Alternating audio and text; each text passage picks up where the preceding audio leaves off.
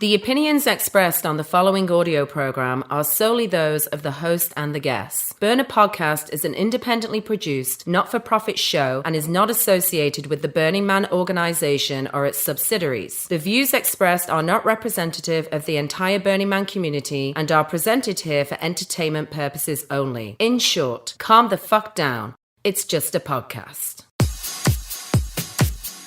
All right, it's episode number 74, and it is 228 days till the man burns as of this recording. Speaking of burning, we spent some nice quality time sitting around a campfire this past weekend at Joshua Tree. Well, it wasn't really a campfire. It was like a fire in the yard.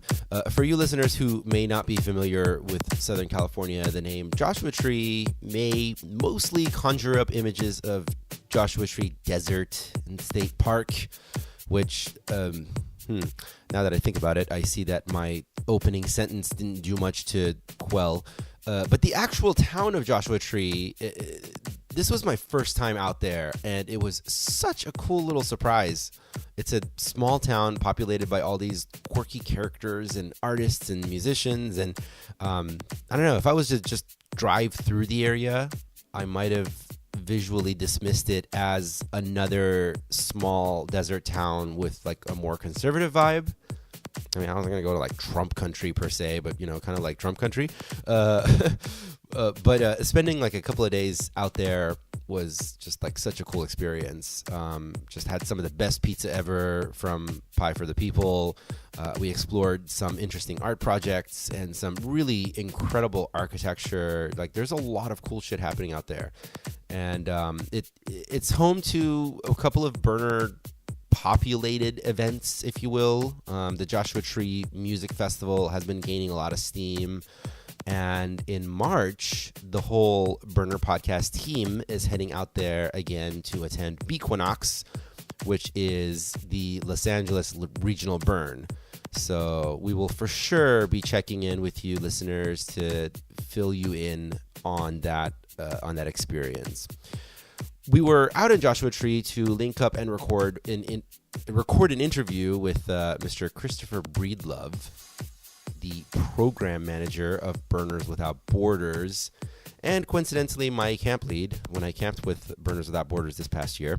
So if you've ever wanted an in-depth understanding of what Burners Without Borders is all about, that episode is going to be coming up real soon. What else do I need to keep you in the loop on? If you listen to episode number 71 with Otto Von Danger, you'll remember he said that if he could get more mobile, he'd want to build this wall of doors close to the U.S.-Mexico border, which is genius, right? And since Otto has refused to die, it looks like he's moving forward with it. Right? Fucking weird. So as we learned from that episode, Otto is in pretty constant and severe pain, and he's been fighting cancer, he's been fighting death and the depression that comes with it with both clenched fists. I mean, he's battling that shit, and it's pretty amazing. And now he's moving forward with an art project in San Diego-ish. I'm pretty sure it's in San Diego-ish, from his home in Oakland. The man is a goddamn national treasure. It's just amazing. So go follow the progress of that project over at facebook.com/wallofdoors. So today's episode. Okay. I have to tell you, the interview that you are about to hear on today's episode is a big deal for me personally. Today's guest is none other than Lorenzo, the producer and host of Psychedelic Salon Podcast and the founder of the Palenque Norte talks at Burning Man. So Psychedelic Salon was, for so many of us, that very first podcast discovery, that very first serialized thing that just like jarred us into seeing that we are not alone. All us weirdos that like to, sit around and contemplate the meaning of life and are we plugged into the Matrix and yada yada and all this. And I don't remember how I personally discovered the salon. I may have been Googling Terence McKenna or like ran across an episode randomly. I don't know how it came around. I may have been searching the keyword combination of Burning Man and podcast. That's also entirely possible because, when I started this show, that's one of the things that I did is I was just digging around everywhere. Like, are there any other podcasts about Burning Man? And it's possible that that's how I discovered it. I don't remember exactly, but during the show, you're going to hear Lorenzo and I laugh about this thing that I'm just about to tell you right now. Most people in the world don't actually know this, but the phrase podcast, it came from a time where the only place to listen to these serialized audio programs was on, wait for it, your iPod. It was like, oh, how cool, you have an iPod. By the way, how fucking annoying was it when marketers started adding a lowercase I to everything? Anyway, to which you would respond, why, yes, I do have an iPod. Would you like to listen to a radio program? And then your friend would be like, do I? Is it a broadcast? And then you'd be like, no, bro, it's a podcast. This is totally how human beings talk. So the point is that Lorenzo's been podcasting since the old days of yore. And Psychedelic Salon is a podcast that gets its fuel from Burning Man, but has this massive following from people who have never been or may never actually even attend Burning Man. The crossover appeal of what Lorenzo's been doing is evidenced by his appearances on many other shows. Most recently, he was on the Joe Rogan Experience, for example. So like that was pretty cool. All of a sudden, just like flipping through what I'm going to listen to next, and there's Lorenzo and Joe Rogan. Remember all the hoopla, brouhaha. That's the phrase I'm looking for. All the brouhaha about Grover Norquist speaking at Burning Man. Well, the Palenque Norte talks was where he actually did that speaking, which of course the talks ended up on Psychedelic Salon Podcast, which was really, really fantastic, really wonderful. It showcases what Burning Man is all about, which is a place for us to come together and have these conversations. Palenque Norte has been described as the TED of psychedelics, and are currently housed over in the dust in the Camp Soft Landing. Lorenzo started those talks back in 2003 and then began sharing recordings from those talks when he got into podcasting in 2005. I'm pretty sure those are the correct dates. As of this recording, Psychedelic Salon is at episode number 561 and features numerous talks from giants in the world of psychedelics, as well as non-psychedelics, by the way, stuff that lines up. But there's a ton of stuff from the likes of Terence McKenna and Shulgin, Alex Gray, among many others. Just if you haven't heard of Psychedelic Salon, it's time to do some exploring. That would be shocking to me. It brings together an international community of like-minded knowledge seekers and has been a big part of my personal journey. I can tell you at least that. And seriously, for that first call to Lorenzo was like this geek orgasm for me. And like the last memory I have of having used that word was, I think it was after watching the original Sam Raimi Spider-Man, like a full geek orgasm. And I don't remember now where I heard this, but like someone had mentioned to me like at a party or something that Lorenzo lives in Southern California, and I was like, what? So I reached out to him via their website. That is psychedelicsalon.com for you listeners who want to go explore and check that out while you're listening to this conversation. And then I got a response from Lorenzo himself through email, and I was like, what? This is such a fun recording. You're going to hear me in full geek out mode, and I'm going to apologize right now if it seems like I am hypomanic on today's interview, because I'm pretty sure that I was. It's pretty funny. I've had a few guests on this show who have been listeners for a while. So when we talked on the phone, like when we had to make phone calls to coordinate the recording for the first time. They were like, Arash, it is so weird to hear your voice talking to me. And then I totally had that experience when I talked to Lorenzo for the first time. So, hey, yeah, we're going to go ahead and get into that right now. But after today's interview, do stay tuned for a booty-shaking Afro house mix from Adam Gibbons, which was recorded at Costume Cult's 2017 Halloween party in New York City. But first, of course, one podcast geek talking to another podcast geek about podcasting and psychedelics for an hour and a half. Keep your clothes on, ladies. Today's episode is entitled Exit the Matrix. Are Matrix references passé now? Did I miss that memo? I don't know, whatever. I go by Mr. Arash, even though nobody calls me Mr. Welcome to Burner Podcast.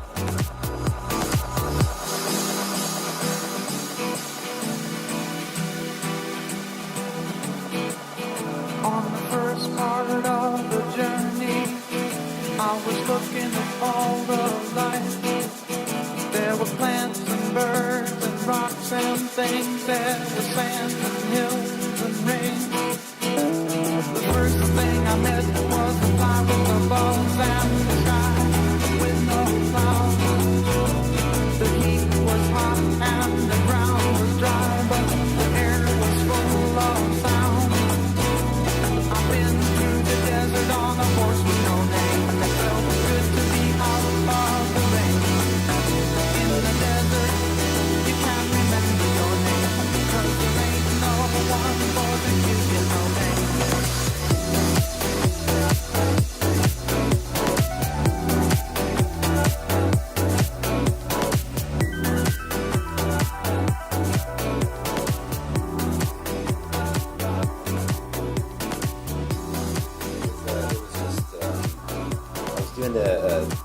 I got involved with them doing like photography and stuff, but they were doing this online radio show every Monday night. And me being sort of at a more immature place in my life on my own creative journey, I hated the idea of having to show up there every Monday night for a live radio. And right about that time, I'd started to listen to the Nerdist podcast and some other podcasts that were coming up, and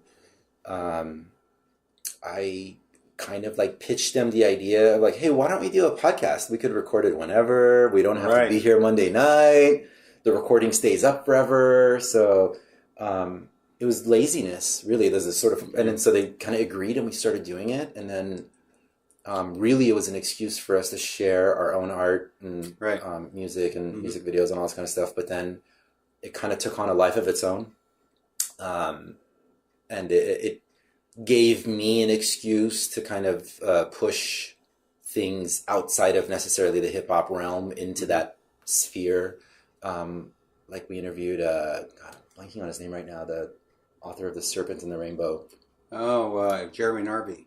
No, Serpent and Rainbow. I was thinking the other. Yeah, I know the book though. Yeah. I'm blanking right now on the name. National Geographic editor at large, I'm sorry. I'm allowed to blank on names because I'm old, you know. I'm blanking on his name right now. But yeah, he was. I remember that one was like one of the only phone interviews we did, where that was definitely a lesson of I don't ever want to do phone interviews. They're tough. Yeah, because you can't see the person's body language. You can't see the reaction to things. Yeah. So then that we did that for years, and that kind of took on a life of its own, and it turned out that we were pretty good at interviewing people, and people would constantly finish and say, hey, thank you so much. This has been one of the best experiences I've had doing, music interviews, because people aren't just asking over and over about your songs. Right. And then when I discovered Burning Man community, I was racking my brain trying to figure out what gift I could give to the community. Yeah. I started with some videos and I started with this and that. And then one day I was like, wait a minute, how about a podcast? And I looked up the Burner Podcast URL. It was available. And I kept looking. That's pretty amazing, isn't it? I was certain of that community that you would think there'd be 100 of them. Right. You know? We're packed with geeks and nerds. I know it. Somebody you would think would do it. And then no, but it was.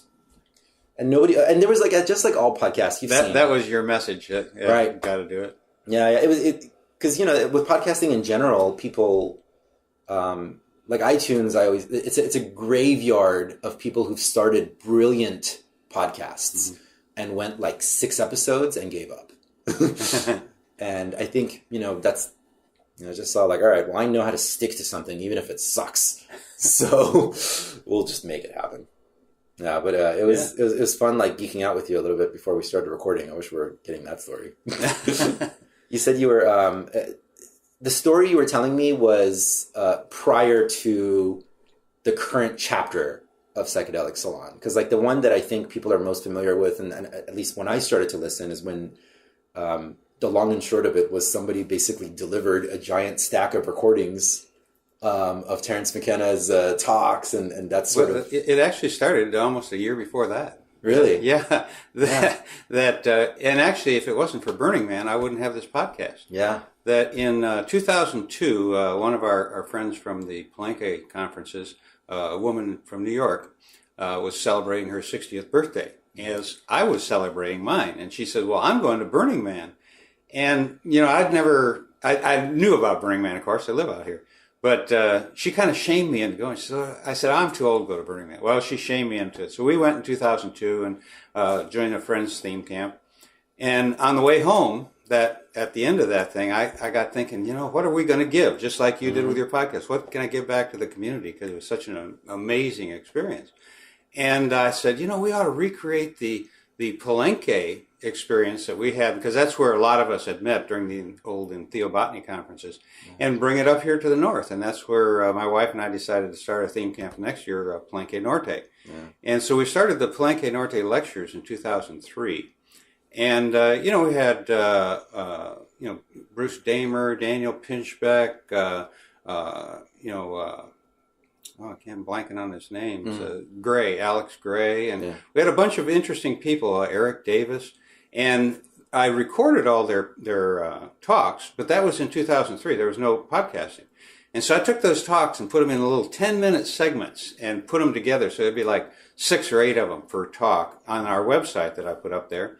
And that's where they were. Well, then in January 2005, I'm at the Mind States Conference in San Francisco, and a friend of mine came up and said, hey, I'm going to start podcasting.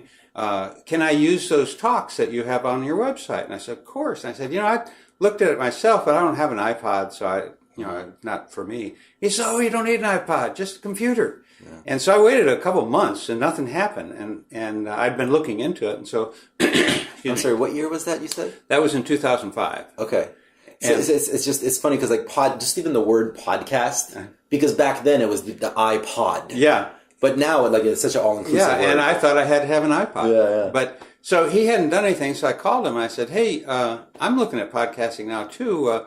Do you mind if I use those talks too? He said, well, first of all, they're yours. And secondly, I'm not going to do podcasts anyhow. I've changed my mind. So I did one that was a talk I gave at Mind States in 2011, or 2001, I mean. Mm-hmm. And then the next one I did, I was just testing it. I didn't think I was going to be a podcaster, but I'm a geek. And so I was, RSS feed, and I thought maybe I had to rename it every time. And that's why my site got kind of kludgy. But so I did this talk that Terence gave in 99, his last talk at Palenque. And then I started putting out some other Palenque talks that Matt Palomar recorded. And then I did my Palenque Norte thing from Burning Man 2003. And that was going on. And at some point in time, almost maybe a year later, I get a call from KMO. He says, man, the Dope Fiend and I love you. And at that point in time, I wasn't listening to other podcasts. I wasn't really planning to be a podcaster. Right. It was a hobby. I was geeking out. Yeah. And turns out that I started checking, and there were actually thousands of downloads all of a sudden. Well, I was lucky. It was the first full year of podcasting. Psychedelic Salon was the only thing that had the word psychedelic in it on iTunes at the time. Wow. And so, that's how that. I never did advertising. I don't have Google Ads on my site. I don't allow any advertising. I don't keep my logs on my site, and the site's evolved over the years, but. I have so many listeners that are young people, definitely under 30, but there's a lot of teenagers too who don't want to be tarnished with the word psychedelic. They want to hear this, and so I don't want any trackbacks to any of these kids and stuff like that. So I've kept it just to be a hobby, and it's the greatest hobby I've ever had. You know, if I could have planned my life when I was a kid, I would have planned it to end like this, doing podcasting. So it's been a great experience. But again, if I didn't have those recordings from Burning Man, I never would have even thought of getting into podcasting. So Burning Man, you know, in 2002 is also when I changed my name from Larry to Lorenzo. So Burning Man has had a major impact on my life. Oh, it's not your real name? Oh, no. Actually, it was a family name. My brother's wife, she has died. She used to call me Lorenzo. He lived in Spain. He's dead too. But so when I go visit him, she didn't speak English. I didn't speak Spanish, but she called me Lorenzo. And so it became a family nickname. And at Burning Man, my first year, I was in center camp. And there's this guy had this beautiful parrot with a huge long tail, and he says, "Hold out your arm." And I held out my arm, and the bird climbed up onto my shoulder. He says, "Oh, he likes you." And I said, "What's his name?" He says, "Lorenzo." And I said, "That's my name too." So I went out and wrote Lorenzo in the temple that night, or Larry in the temple that night, and I've been having a lot of trouble burning them up all these years. But besides, there's another Larry everybody knows at Burning Man. So exactly. Lorenzo works. Well, you know, that's how I became friends with Fraser Clark, who was one of the big psychedelic luminaries in England. We started emailing somehow. I can't remember what started, but he thought I was Larry Harvey. And we were pretty good friends for almost a year before he realized that it wasn't me. You realize you're not I'm not throwing Burning Man? Not the friend he wanted, you know. But it developed into a great friendship. But wait, they had a parrot at Burning Man? And I've got a picture of me standing in center camp with it on my arm. Yeah, all right. That's back when you were allowed animals. That was in 2002. You know, there's like 25,000 people there that year. Right. You could still drive around like there were still guns. I don't know guns. No, that was after probably guns. after the guns. Yeah, that was after the guns. But it was back before we ruined Burning Man. Well, you know, Burning Man evolves. It's changed. And those Palenque Norte lectures that we started. Now, I've only been 4 times myself, and quite frankly, it's pretty expensive for a couple living on their Social Security income. But I'm going back in 2022 for my 80th birthday. Oh, and, wow. Bruce Damer and I are already planning that, and some of the other fellow saloners that I think the Palenque Norte lectures, have been handed off a couple times. Bruce Damer really rescued them in 2012, and then Chris Pezza took over, and now a whole new group of people. Frank Nuncio is doing recordings for me, and so it's a whole new group of people, and the lineups have become really spectacular. You know that when I was doing it and you know calling the speakers and doing it on the playa, you know, I was just calling up friends and old elders and people like that I knew. Yeah, but they've really expanded out now that. The Palenque Norte lectures are held at Camp Soft Landing, and John Gilmore, who is one of the co-founders of EFF, was one of the principals, and Camp Soft Landing is being taken over by a younger crowd now too. Right. But John's still involved, and he brings in some amazing speakers. This is the 4th year in a row that of all people, Grover Norquist has spoken there. And, of course, we had Carrie Doctorow several times now, and plus all of the psychedelic luminaries like Rick Doblin and people like that. But it's grown into just a really wonderful lecture series, and of all these years, I've never given a Palenque Norte talk. So in 2022, I hope to give my first one if they invite me to do it. That's excellent. Because I was thinking of doing the same thing at like the 100th episode of Burner Podcast, where it's just me. I've done, I think, 2 episodes of mine that are just me. So every once in a while, you know, the first one I did was back after I'd done ayahuasca for a week, and I came back and I was all enthralled, and so I did a just me podcast. But how many ayahuasca journeys have you had? I don't know, several dozen. I used to count them, but once you start doing enough of them, then they just kind of blend in. But I stopped essentially everything except cannabis now. You know, I'm 75 years old, and I have high blood pressure. That actually I use cannabis to take it down. That I find that staying off prescription medicine is important. But you get your heart can kind of race in some of these things, and I've done enough of that. I've got a lot of, in the beginning I took a lot of notes. I was pretty anal, and then I used to do these mushroom trips where I'd take a tape recorder with me. And I've got maybe 40 hours of my ramblings on mushrooms that are totally nonsensical unless you're me. And, I've done so many of those things. I used to give Gary Fisher a hard time. He was in his 70s, and I'd try to get him to do acid with me or something. And he said, no. He said he was actually there at the dinner party when Alan Watts first said, once you get the message, hang up the phone. Right. And I said, well, that's just a coward's way out. You're wow, old. that is exactly the phrasing I've been looking for. Once, because we've talked about this multiple times on this show. The people that keep going back asking the question over and over. Right. And I sometimes Ram Dass gets credit for that too. But it was a dinner party at Aldous Huxley's house, and Gary Fisher was there, and that's when Alan Watts says, some lady asked him if he was still doing psychedelics, and he says, no, I can't do the British accent, but once you get the message, hang up the phone. Yeah. And so anyhow, I was giving Gary Fisher a hard time about that, and he said, you'll see when you get older. And to be honest, I could have access to anything I wanted, given enough lead time, but I've really lost the desire to be psychedelic anymore. However, I have so many notes and journal entries and stuff like that I'm engaged in that kind of thinking. It's just the process. And, heck, I'm stoned most of the time. Cannabis is my ally. I would even say after the amount of journeys that you've had, the way that you experience reality is forever changed. Oh, yeah. I mean, I think like Terrence said himself, I think in one of his talks I was listening to actually on your podcast, where he said if you're experiencing psilocybin 4 times a year, you are experiencing the world on a psychedelic state. I think that's exactly right. And once you peek behind the curtain, you don't go back to watching the play and still being lost in it. Right. And it's something that was really hard for me to understand. I was at Oscar Janiger's house one time, and he was having some kind of a medical problem, and I offered to get him some acid. And he said, no, he says, I just don't have the desire to do that anymore. And I noticed that with old people, but I've noticed it also with some people in their 50s. And what it seems to me is people have like an intensive, maybe 20-year window. They do it like, I have one friend that started doing heavy drugs when he was 14, 15.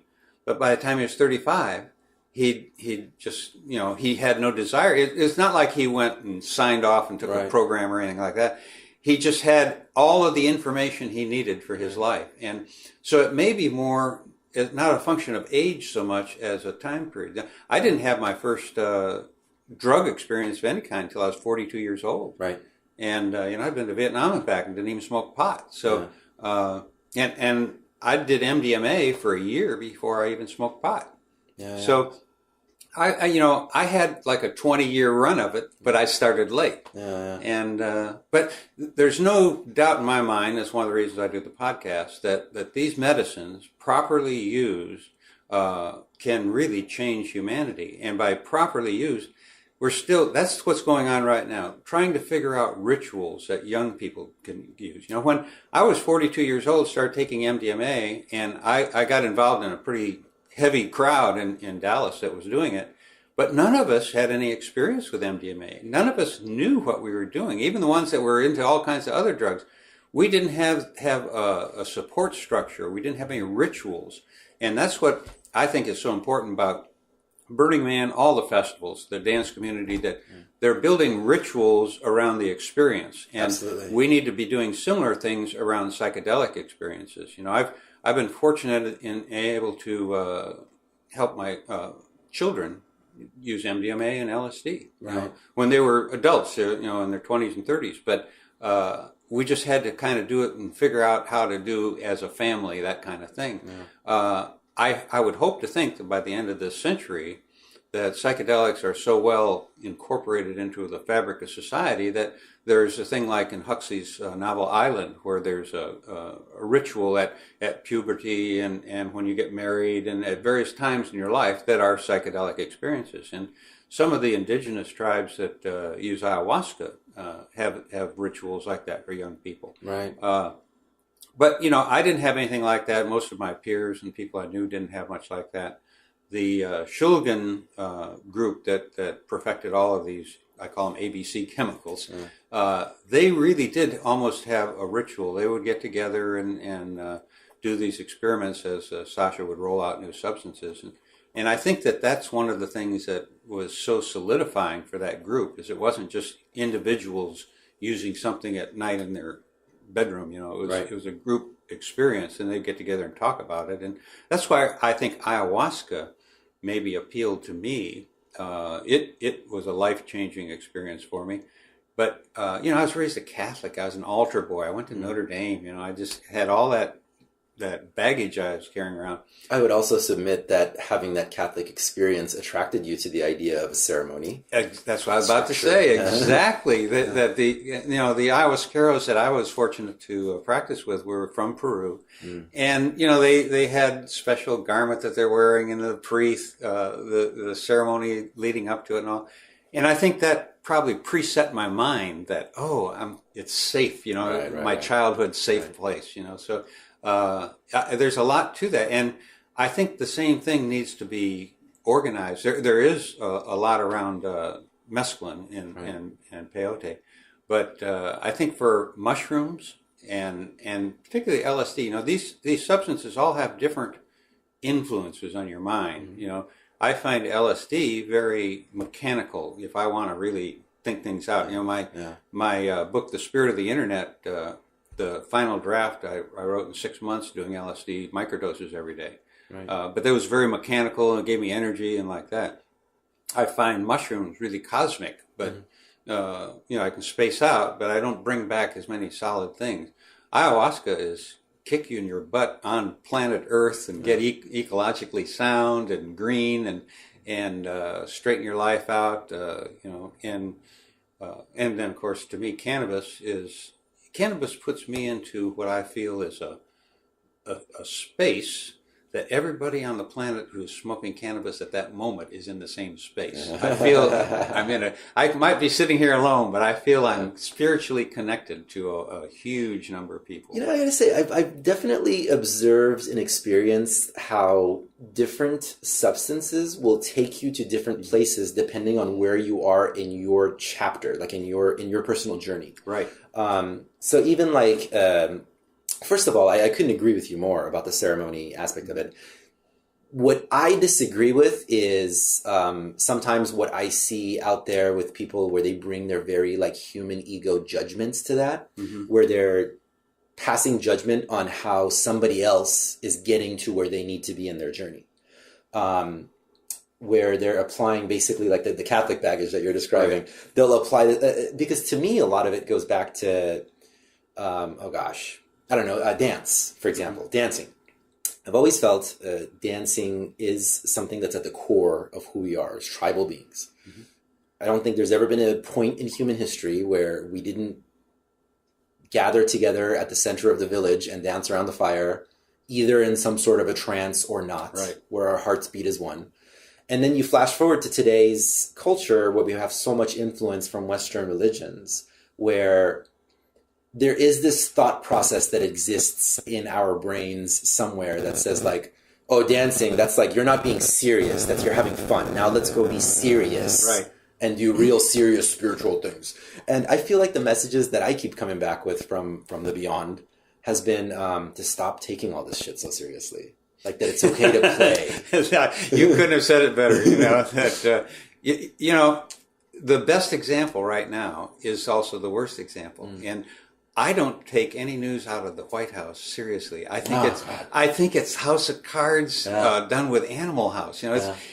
If you can't laugh at what's going on, you're in trouble because you're really worried. But we're not going to get out of this thing alive. Mm-hmm. So why take it so seriously? And I'm a very lighthearted person. I don't take things maybe as seriously as I should. Were you that way before psychedelics? Oh no, I was. That helped, right? I was a pain in the ass. As I get older, and I look back at myself, and I'm writing a book where I reflect back some now, and I'm thinking about the way I was And man, I was a real jerk. I was a big mouth, egotistical. At least I see that now. Now, some of my friends and even my ex-wife and I are friends, and so they wouldn't probably see that as sharply as I do. But I compare myself today with how I was then, and I'm kind of embarrassed. That's why I'm glad I changed my name. That was Larry that did that. Lorenzo finally got his act together. There's definitely, like, I wonder if you had that experience that a lot of us have, like the first time we have that real, like, mind expanding experience. Like with me, it was DMT. Like, we must give DMT to everyone. Like they have in the 60s, they had LSD. Like people would daydream about putting it in planes and just spraying the entire country. Well, I took that attack. My first one was MDMA, and it was ecstasy back then. It was pure. It was uncut. And I became evangelical. Now I had a computer company I was the president of in Dallas at the time, but I became evangelical about MDMA. And so I started, selling, I'd buy it and I'd sell it for what I paid for it to my friends, and then more friends, and then they would get their friends. And pretty soon I had a distribution network that was growing, and I was buying quantity of 1,000 at a time, and it just kept getting bigger and bigger because I wouldn't sell anybody even one MDMA pill unless they read this little stack of literature I gave them first. And then I'd quiz them about it. And, I wanted to make sure they knew we were on a mission to change the world.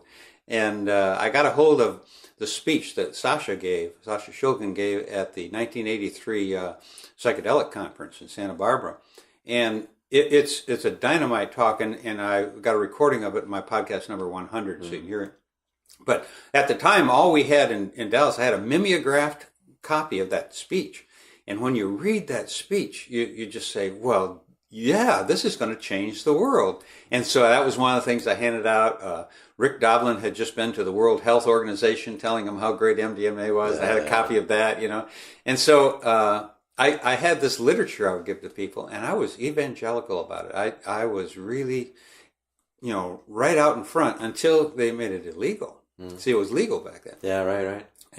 But by then I was in too deep, and I kept selling it, and then they made it legal again for 6 months, and so we stocked up and sold it, and then they made it illegal, and I moved from Texas to Florida to dodge the heat. But it really does get you, like you just said, your first, whether it's DMT, MDMA, whatever it is, it can be cannabis, and that is something that's changing so rapidly. It just, to me, it's as big a change as the iPhone brought about. It's pretty amazing. No, absolutely. What we were saying earlier about ceremony and like the different ways people describe things discover things. There is a gentleman whose name, again, I'm blanking on right now, who you may know as pretty much like the most amazing expert on mushrooms that I've ever heard. Paul Stamets? Yes. Yeah, he's been on Rogan's podcast. He used to talk at the Palenque conferences too, yeah. Right, yeah. He, that episode of the Joe Rogan podcast, a friend of mine forwarded to me who's really, he's not necessarily into psychedelics, but he's in the botany, and and he's just like, everything this guy says will make your brain explode. And I just allowed my brain to explode for like 3 hours. Paul is by far the leading mycologist on the planet. It's phenomenal. It's amazing the things he's done with mycology. It's awesome. Absolutely. He was describing a study where it was a Japanese study. Tell me if you're familiar with this, where they did it and they laid out like the subway system in Tokyo, like a model of it. Oh, I vaguely remember slime in there. Yeah. And like at first the slime kind of moved its way around, kind of exploring a little bit. And then once it figured out its landscape, it redesigned the Tokyo subway system in a much more efficient manner than what they had. And I mean, that to me felt to me like that's kind of an interesting example of generally how reality works. Like at first, when you're in your human body, kind of interesting. That's kind of awesome, actually. Amazing. Yeah. It's like, when you're a child, you first come into this world. At first, you're just touching things, you're grabbing things, you're falling all over the place, and then you figure out how to move your limbs, and then you take the steering wheel. Same thing I would say with like psychedelic experiences. At first, you're just kind of trying a bunch of things out. and kind of see what works. What does this one feel like? What does this one feel like? What is this? And eventually you get a hang of it. And it goes back to, I think, what you were describing about how you go through that period where you do a lot and then little by little it phases out. Because I think most people kind of get their answer and they hang up the phone. Well, I've got this new theory that I've not told anybody about before, so I'll try it on you. But Terence McKenna talks about how, I think it was William James said that when an infant comes into the world, everything's just a blooming, buzzing confusion. And then there will be this pleasant sensation of wind moving and color flying. And your mother or father says, that's a bird. It's a peacock. And so your blooming, buzzing confusion starts getting plastered over with words. And that's where Terence McKenna is saying how language is how we live in a world of language. And that's what's covered over our blooming, buzzing confusion. Sasha Shulgin talks about, he rates psychedelics from 1 to 5. 1 being just a little tingle, something's going to happen. Yeah. And 5 is really not worthwhile going to because you can't bring anything back. Right. Yeah, the +4 is where you want to go. +5, which most of my friends have had +5s. I've had several of them. A +5, you can't bring anything back. It's ineffable. Words don't penetrate it. In other words, you're back to your infant, blooming, buzzing confusion without that overlay dome of words. And everybody that comes back from a +5, without exception of the ones I've met, says, I can't tell you why, but everything's fine. It's the most serene sense of, hey, this is cool. Let's not worry so much. It's an amazing experience, and yet you can't put any words around it. I agree. Obviously we are still inside of the system, trying to observe the system. Exactly. I had a previous guest, Gaia, on this show. Gaia and Kingsley, I have a feeling, will listen to this episode. But we were describing that in that conversation. Like, you're inside the system, you're trying to describe it. There's only so far you can get. Right. But just on the note of what you're describing, it made me think of how... Have you heard about how they're saying, like, the idea exists that the color blue may not have existed at a certain time in history? No, I didn't know that. It's interesting. Like, at some point in history, in language, it just started showing up. Like in the Iliad, they describe the oceans as red like wine. That's true. But saying like blue, the color blue started to be described later. And some argument exists that we may not have even had that on our color spectrum. And to some extent, it started to exist in our spectrum once we started to apply words to it and to start describing. Boy, that's really fascinating. Yeah. I'll have to keep my eye out for that. Yeah, it's really interesting. But to me, like, what you're describing actually even goes back to, just the way that I've always seen it is, this reality, this thing we call reality that we're navigating or walking around in, it's like the Windows interface. Whereas, like, reality... It's going to crash? We have to keep purchasing the new version of it. Right. Thanks, Bill Gates. There's the DOS prompt. Like, reality might look like the ones and zeros, the numbers and code, but we develop this interface that's easier for us to interact with and speak and walk around in and see colors, and it just makes it more fun. Well, you can get into the speculation of whether we're actually code in an artificial intelligence machine, and there's a lot more, now that Elon Musk is on that routine, there's a lot more. And I told that story in my novel too. But one of the things that you just brought out, that when you're in the middle of something, you can't really see what's going on. Right. I personally believe that we are in the middle of a bifurcation of the sapiens species into a new form of human. And I first put that out there was May of 2001 at the Mind States Conference. And that's my podcast number 1 about the psychedelic thinking and the dawn of Homo Cyber. And I off and on do a little more thinking about that. But there's a new book out now called Homo Deus. And I'm only about 3/4 of the way through it now. But it's a real eye-opener. It's just one of the biggest eye-openers I've had in a long time. And one of the things that he is speculating about is that we are in the process of developing or of evolving into superhumans. And when you start talking about a superhuman, it's someone who is as different in their mind as a human is to a dog. Right. And now when you look at these young kids who have grown up with iPhones in their hands, and, I hang around, 13 to 9-year-olds are the two ages of my two youngest grandchildren. So I'm around them and their friends enough to kind of observe them. And they're scary smart about some things. And these aren't the indigo kids that you've heard about and all, but there are many of those around. And I've had some experience being around some autistic children who really are brilliant.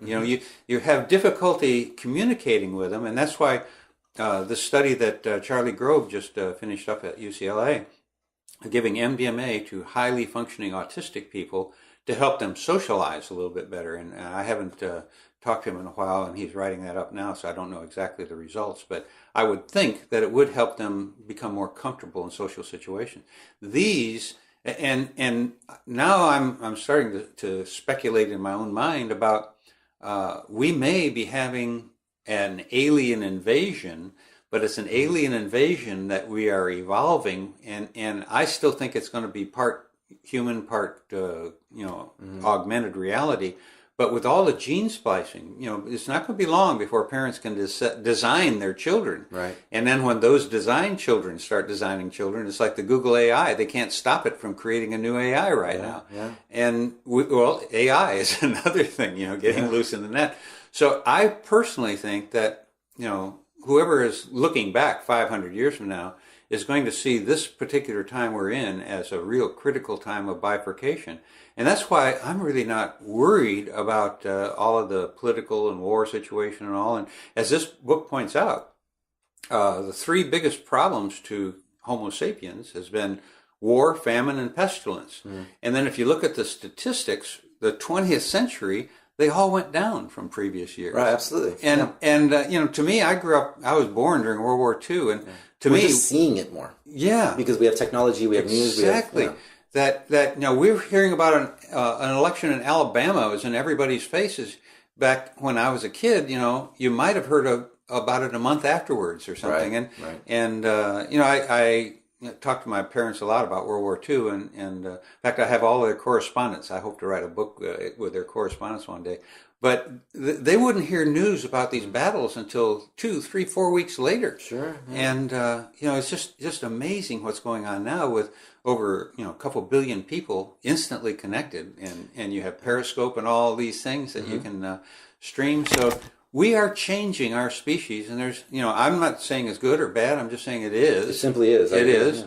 And we need to adjust to it, and it's a wave, and you can either let it crush over you, or you can surf that crest, right. And but you have to be light on your feet and willing to let go of a lot of preconceived ideas, and that is exactly where psychedelics help. Yeah.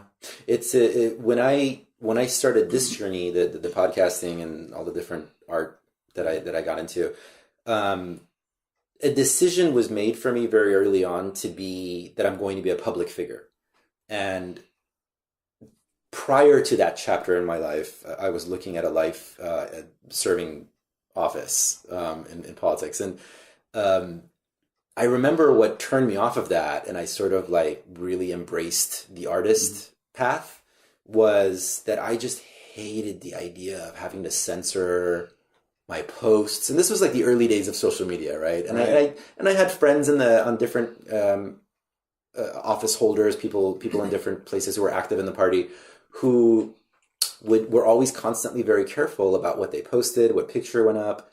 And I would look at that and say, oh God, that just feels draining. And as an artist, I can do whatever the fuck I want to do. And it's almost, oh cool, he's a crazy artist. So I kind of ended up going down this route, and thankfully it has turned out that it's made for a pretty wonderful life journey, because I don't have anything to hide. It's all very public. Right. And the more you have something to hide, the more they can dangle something over your head and have power over you. And now you're watching this thing really hit the fan, with a lot of what's happening with all the people in Hollywood and celebrities that you hear about, all the sexual misconduct. Right. Because they were putting on a public face. Exactly. And doing different things behind the scenes. And so the next step in this evolution, and thankfully I got very lucky. So I don't have most of those that are being accused were in the business end of it, not the artistic end of it. Right. What's happening is I think this is the first step. The next step in this evolution, because what's happening is it's getting harder and harder to keep secrets. Right. And the next step in this evolution, it's just a matter of time before we start really getting to deeper mind melding, and even just the thoughts that you're having are not going to be as much of a secret. And it makes me think a lot of another one of Terence's talks where he's saying, we look at the jellyfish and say that we are a more advanced creature than the jellyfish. But jellyfish, they change colors to communicate emotion. How much better would it be if when a politician is standing on stage saying, I believe this, and they're just changed colors and you knew they were fucking lying. Yeah, instead of words, you could see what they're meaning. Yeah. That's we're getting closer and closer to that, where it's harder and harder to keep secrets. These conversations that are frustrating the previous generation. Well, if you want to change the world, politics isn't the way to do it. I agree. There are 100 U.S. senators, and we at best know maybe half a dozen of them or so. I came to that conclusion. But millions of people around the world know Alex Gray and his art. Millions of people around the world know Terence McKenna, and the artists have always been the ones who change society. Politicians change laws to make adjustments to keep society in check. Right. But artists change the society at its core. So our artists plant the seeds. Politicians might tend the garden. Right. And even then, there's just all kinds of ways that they're just hoping to stay in power and get paid in the next job. And I once wanted to go into politics myself. I attended the Democratic State Convention when I was a lawyer in Houston. And then when I was a businessman in Dallas, I became one of the major fundraisers for the Republican Party. And here I was. Sides? What? I switched sides. Oh, at the same time, see, in 72, when I was practicing law in Houston, it was still a Democratic state. Bush Sr. lost that year for Congress. Right. But then by 5 years later, it had already started flipping, and I'd become a Republican and a big donor and a fundraiser. I was making a lot of money back then. I was really stupid. But then, at that point in my life, I'm an Irish Catholic Republican lawyer, and I take some MDMA and walk into the Start Club, and I walked out still Irish, but everything else went by the board. What was it about the MDMA trip that just punched you in the gut? Well, my first one was actually at a friend's house. I went over to her house. I knew she was a friend of my wife's, and she was well connected in the drug world. And so she had a guy come over who was going to sit with me, and I had my first experience. And so they gave me 120 milligrams, and she got ready, and she went out on a date. And he just kind of stayed in the background, and we were playing this one tape. They only had one tape that she'd left or something. And but I said, nothing's happening, because MDMA is so I was expecting to see dragons come out of my eyes, and instead I'm just feeling really good and mellow. But I kept telling, I said, nothing's happening. So he gave me another half, and about 3 hours later, I said, nothing's happening. So he gave me some more. And by the time she came home, she really freaked out because my eyes were strobing and I was off in a wonderland. But basically, I had the experience, the same experience that almost everybody I've taken on their first trip with says, I felt like this before when I was really young, and it was a beautiful summer day, and I had no cares. And that was my first experience. And it was so pleasant that... I went home and I told my wife, my now ex-wife, but I told her, I said, oh, we've got to do this, and it really did change a lot of things for us, and we stayed together a lot longer because of it, I think. Yeah. That is the magic of MDMA, that it's not some other astral experience. Right. It reminds you, ideally, it can remind you that this is something that you can cultivate in your day-to-day life.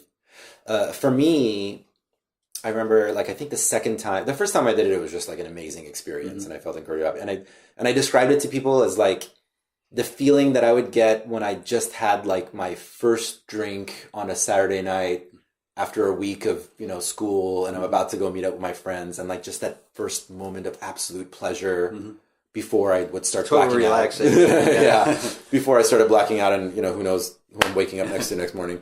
But the second time that I did it was then like a couple of years later, and I remember feeling this overwhelming sense of euphoria and connecting it back to the feeling that I had the first time. And for me, in my brain, it equated what the euphoria felt like was this sense of oneness with people. Like everyone feels like my brother, everyone feels like my sister. This connection. And I got to exploring that idea and to understand, like, what is it about euphoria that makes you feel connected? There's something there. I want to know what that is. And that from then on, it became like my mission to find whatever that feeling is, to make that happen in a non-psychedelic state, an alert state, as Terrence Another said. thing that MDMA does, and maybe it's why you kind of feel euphoric, is it reduces fear of all kinds. And one of the things that I found when I was working with my wife at the time is that we both lost the fear of telling the absolute truth to each other. And so it's like a truth serum where I knew I could say exactly what I felt and she could say exactly what she felt.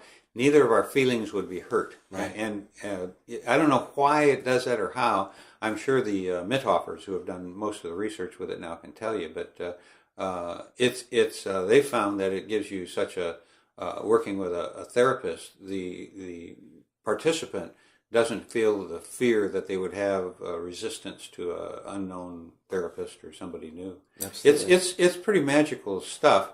And unfortunately, it's gotten such a bad rap, and, I'm probably partly responsible for it. At the time, I sold it to people, and we went to the Start Club, and I've danced all night on it. But most of the time I've done MDMA, it's been with no more than 3 or 4 people.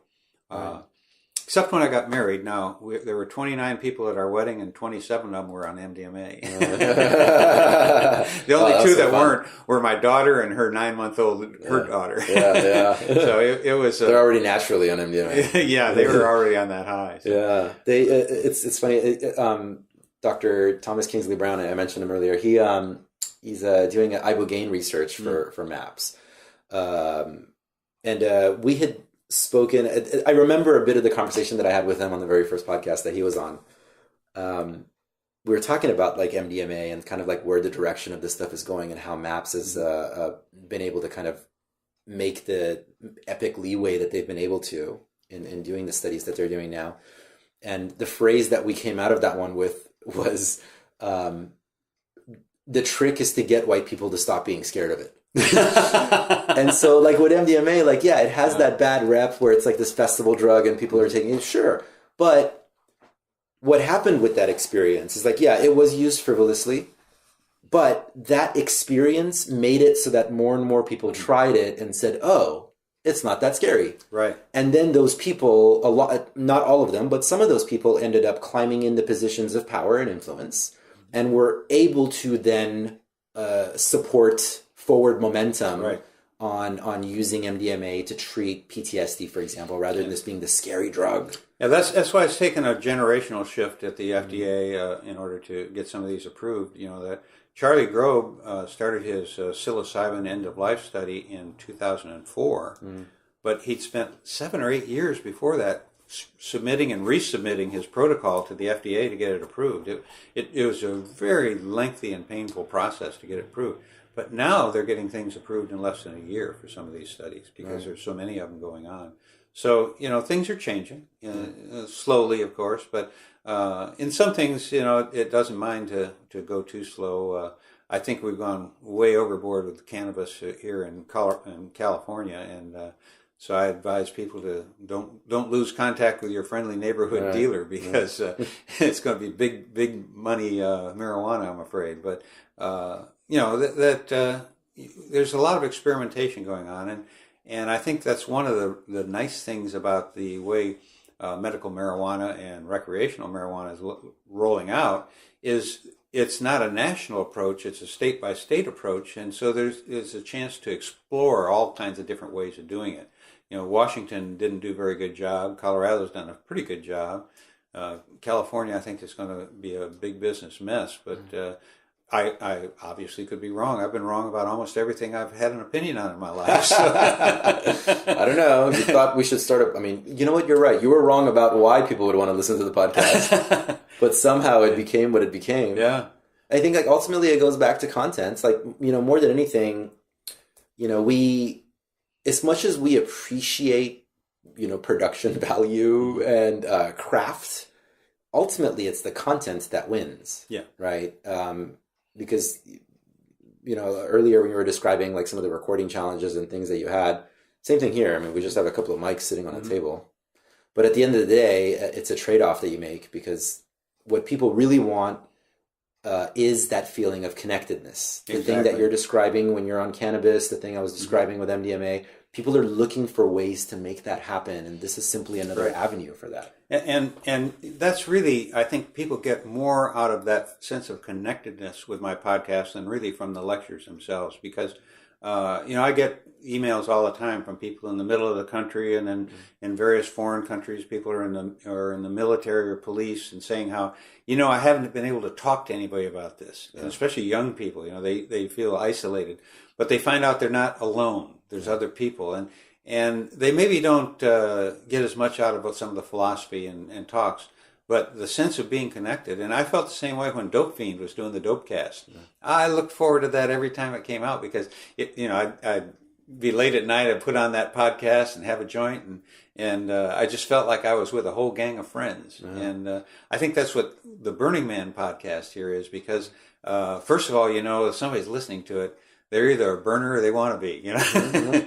And that right there. I've met people at various times and places that, how you have an instant like-dislike mechanism, and I've had a couple of people that I thought, I'm not going to like this guy, and I find out, he's a burner. Yeah. Got to be a great guy, And so, being in the community of people listening to this podcast, that you have a lot of like-minded people, mm-hmm. and you're not the only one. You might be the only one in your little circle, but you're not alone. You're describing the example that I give over and over on this show, which listeners might be sick of me bringing up, was that this was the idea for the show, was that there are so many corners. I mean, there's people I've met at Burning Man at different events that don't have the vibrant community that I'm blessed to have in San Diego. Right. That I keep saying, that lonely burner couple in South Dakota that doesn't have a burn.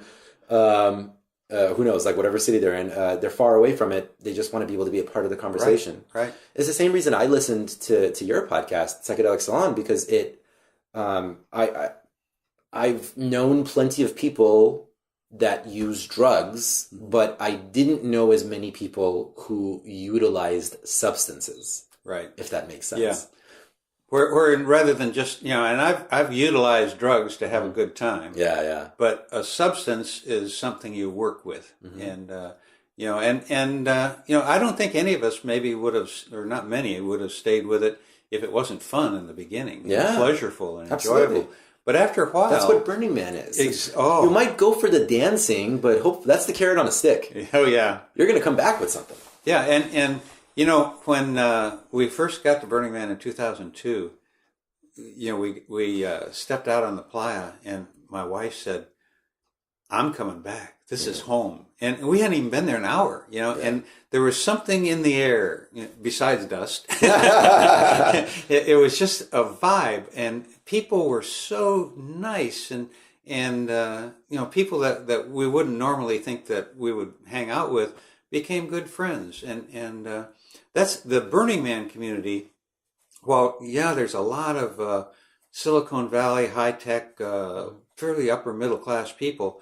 There's also a lot of down-to-earth people there that I remember our first year there. There's this young girl I was at in center camp, and the guy I was with was kind of hitting on her, so I kind of ran interference. And then she came back to our camp with us, and she was like maybe in her early 20s, from Montreal, had hitchhiked to Los Angeles trying to find a way to get to Burning Man. Mm. And finally some guys in a van picked her up, and they said, hey, we're going to Burning Man. And they took her. So she arrived there with essentially no money, no provisions, no water or anything. Oh, Sparkle Pony. Yeah, but she was really kind of a burner. Yeah.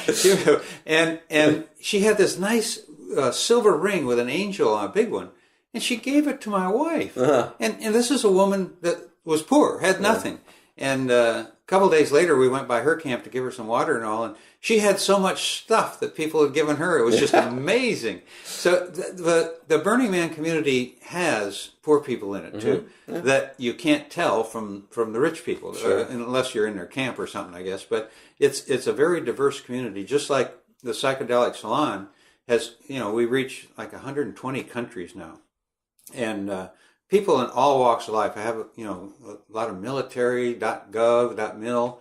And then from, I got a photograph several years ago from Romania, and I'm thinking, God, I can't believe Romania is listening to the podcast. And it was a picture of maybe 500 people at a psychedelic party in Romania. No way. This is like 6-7 years ago. Yeah. And stuff I never knew was going on. Yeah.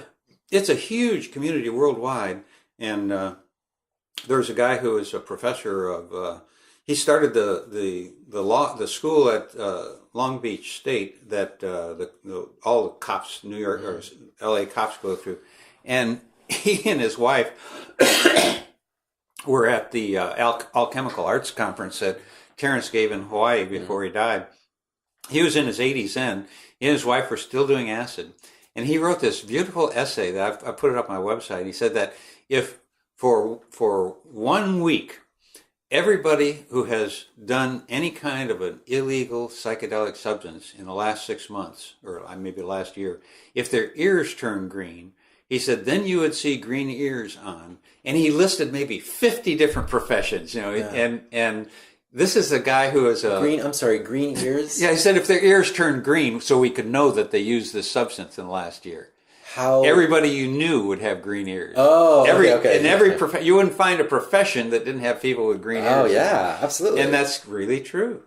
Yeah, I hope, I take it back. I'm certain that within the coming years, most definitely within the next decade, we're going to have a much more epic substance and psychedelic coming out in the general population, because we've had that with cannabis, we've had that with the gay community, and definitely like other harder drugs. I think even stuff that doesn't have the same therapeutic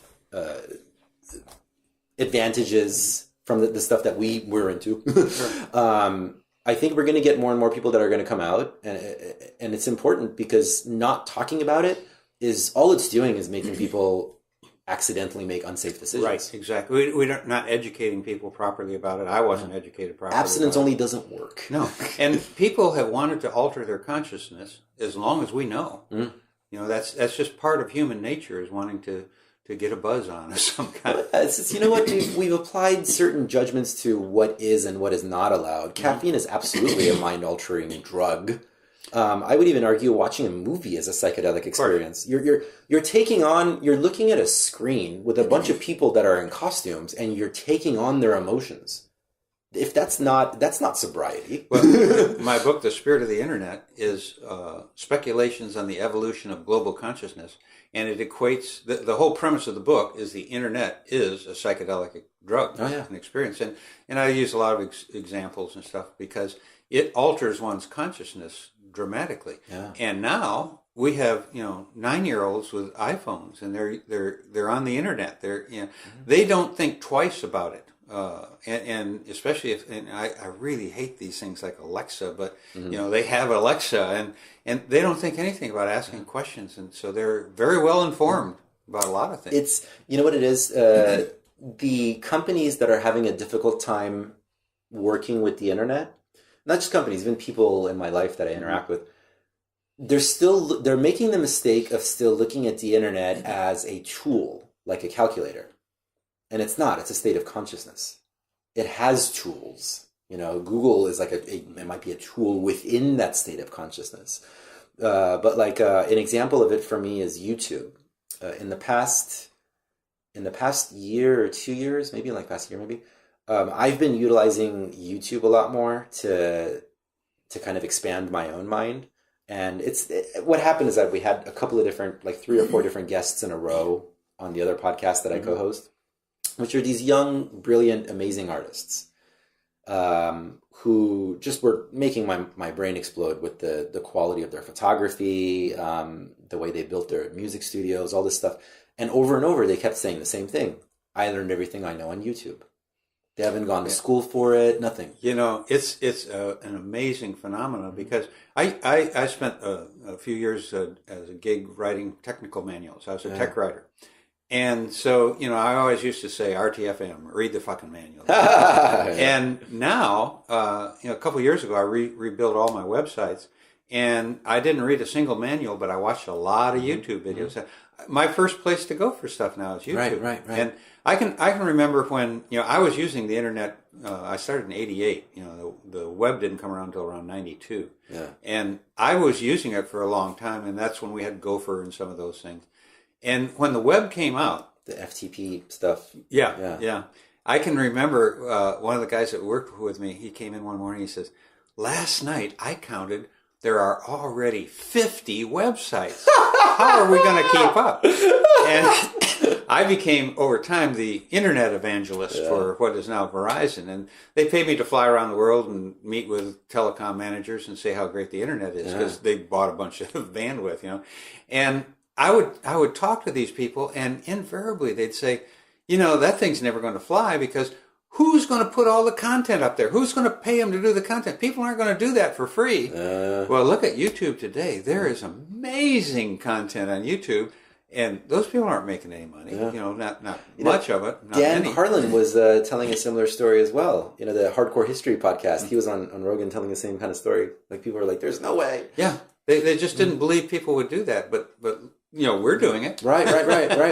Well, no, because I mean, I even took it a step further with YouTube. Is that after I had these experiences with these listeners, I realized that the way that I was even using YouTube was maybe like 1.0 approach, where like I would face some sort of a challenge. Like, let's say I'm editing a photo and I want to figure out how to do this kind of thing with it. Then I would turn to YouTube and ask.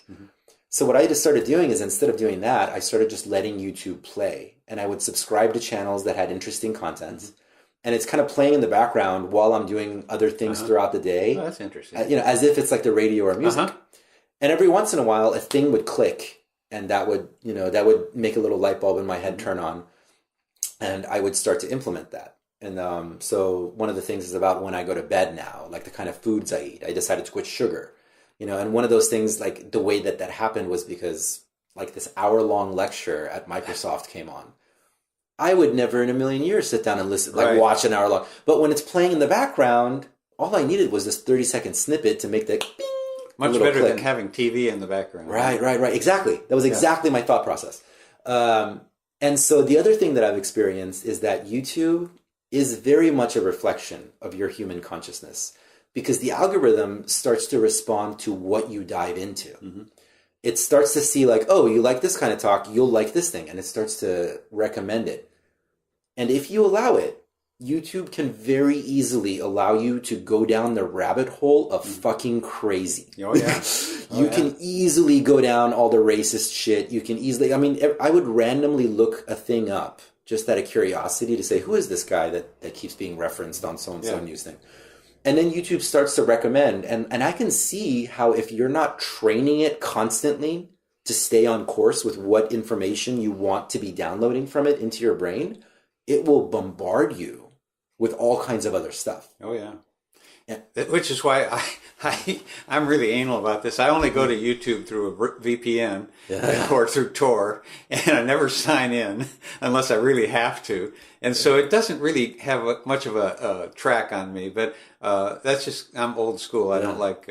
You're generally not on a lot of social media, right? No, I was on Facebook years ago. I had like 3,500 followers. The reason I dropped out of it, first of all, it was getting pretty intrusive as far as how much it was learning about me, and I didn't like that. And then, but people started tagging me in photographs I wasn't in, and at places I didn't really want to be associated with. And I thought, I have no control over what this algorithm is learning about me. And so I dropped out of Facebook. Now I'm on Twitter. Yeah. And the other thing I'm experimenting with right now is Steemit. Have you heard of that? No, what's that? Steem, STEEM, is a digital currency, and it's like Esteem. Okay. And Steam It is the first instance of this. It's a blog. And everybody gets their own blog. It doesn't cost you a penny. You get your own blog. And if you blog something and people like it, they get paid in Steam for liking it, and you get paid for being liked. Now, it's a bootstrap operation, okay, but it's been around a little over a year and a half, I guess now, and enough people have looked at this cryptocurrency that are buying it on exchanges, so it now has like a $250 million market cap, and Steam It is the instance of the thing. And I've read the white paper, and I understood it when I read it. I couldn't explain it to you now, but it's a blockchain technology. It's a blockchain technology, and it's kind of interesting. Is that they're paying people who post content, and they're paying people who reply on content, and the miners get a little bit of it, and then the rest goes to the community. Right. And so I've never put a penny into Steam. But I've got like $200 worth of it now, and I've had one essay I got $100 for. It's just really interesting. Wow. It's a new thing to play with and see. And they have plans to roll out their whole Amazon type Steam community at one point in time. But it's kind of fun because nobody I know has put a penny into it. It's grown by outside people are speculating in the coin, I guess, but. They've got a two-step process for retrieving your Steam. You can get half of it instantly on an exchange, and the other half you get paid out over 2 years. Wow. Weekly, 104 weeks. So it's kept the community treasure chest keeps growing, and the more money you leave in your Steam account, the more Steam you have, so that when you do something, you make more money. And it's a crazy system, and I don't know if it's going to live or die, but so far it's got a big community. I'm dying to check it out. Yeah, there's like 330,000 people using it now. How psychedelic is blockchain? Listen, the biggest technology in my lifetime is when they overlaid the web onto the internet. Yeah. Blockchain is going to make that seem insignificant. Yeah. Blockchain is going to change human society, hopefully before it destroys itself. But blockchain technology is awesome. Yeah. And, get rid of trusted third parties. So we are very much in a race. Yeah. There's the who gets to actualize AI at the level that I mean, it already is living in so many things. Mm-hmm. But I mean, it does seem like we're very much in a race with like the Trumps of the world, and like the Musks, and either we're gonna blow ourselves to smithereens with nuclear weapons, or we're gonna make it like we're gonna actualize and transcend whatever this physical reality is. And that's where these new humans are gonna take over. That's the superhumans, the ones who are all in their teens right now. That if we can hold things together for another 20 years, I think we're going to have a whole generation of humans who are wise. Right. And there's no question, but with digital technology, it has a lot of control in the world. And these young kids know digital technology because they've never lived without it. Now, I think even autism. People, a lot of the world is applying the same thing we've done with everything, by the way. We keep doing this as humans. When a human being doesn't fall deeply in line with the way the rest of us have agreed reality is supposed to be, we say they have some sort of problem. They're crazy. They have, this and that. There's all kinds of labels we apply to them. And over, we seem to find in history that it's just because we simply couldn't find the communication mechanism. So even I have an autistic nephew. Mm-hmm. I was chatting with my brother about this yesterday, and he's 9. And I was saying, like, imagine, like, very soon, I'm not even just within our lifetime, like, very soon within our lifetime, we're going to have the level of virtual reality that will be indistinguishable. And it's not going to be like this, silly helmet type thing where you're looking around and shooting things. Like, it's going to be you plug into it and you feel every aspect of reality. Now, imagine we get my autistic nephew who has this system of thinking, the structure that's almost like a computer that's simply like we just haven't written the right code for. Imagine we plug him in to this VR technology where now he is surrounded by the textures that he's constantly craving. Mm-hmm. So he's no longer feeling any sort of frustration. So you can start creating. Right. And he can just like let loose and let that insane, that amazing brain of his just focus on productivity rather than all of the hardships that are being thrown at him in this physical reality. Yeah, I think a commercial version of the holodeck is, I'm 75. I think I'm going to live at least another 10, 15 years. I think the holodeck commercially is going to be available before I die, because one of my fellow saloners, I call him, has come by twice now to loan us his VR setup for Vine, and it's one with the headset. It's kind of like Oculus, but it has different function. And he has a real high-powered system because he does stuff at Sundance with it and all. But he's left it here a couple times for a week for my granddaughters to come over.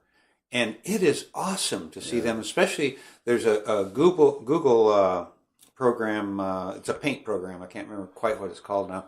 But they get in there, and they have these two paddles, and you see them on the outside, and you can see her dipping her brush in different colors and all.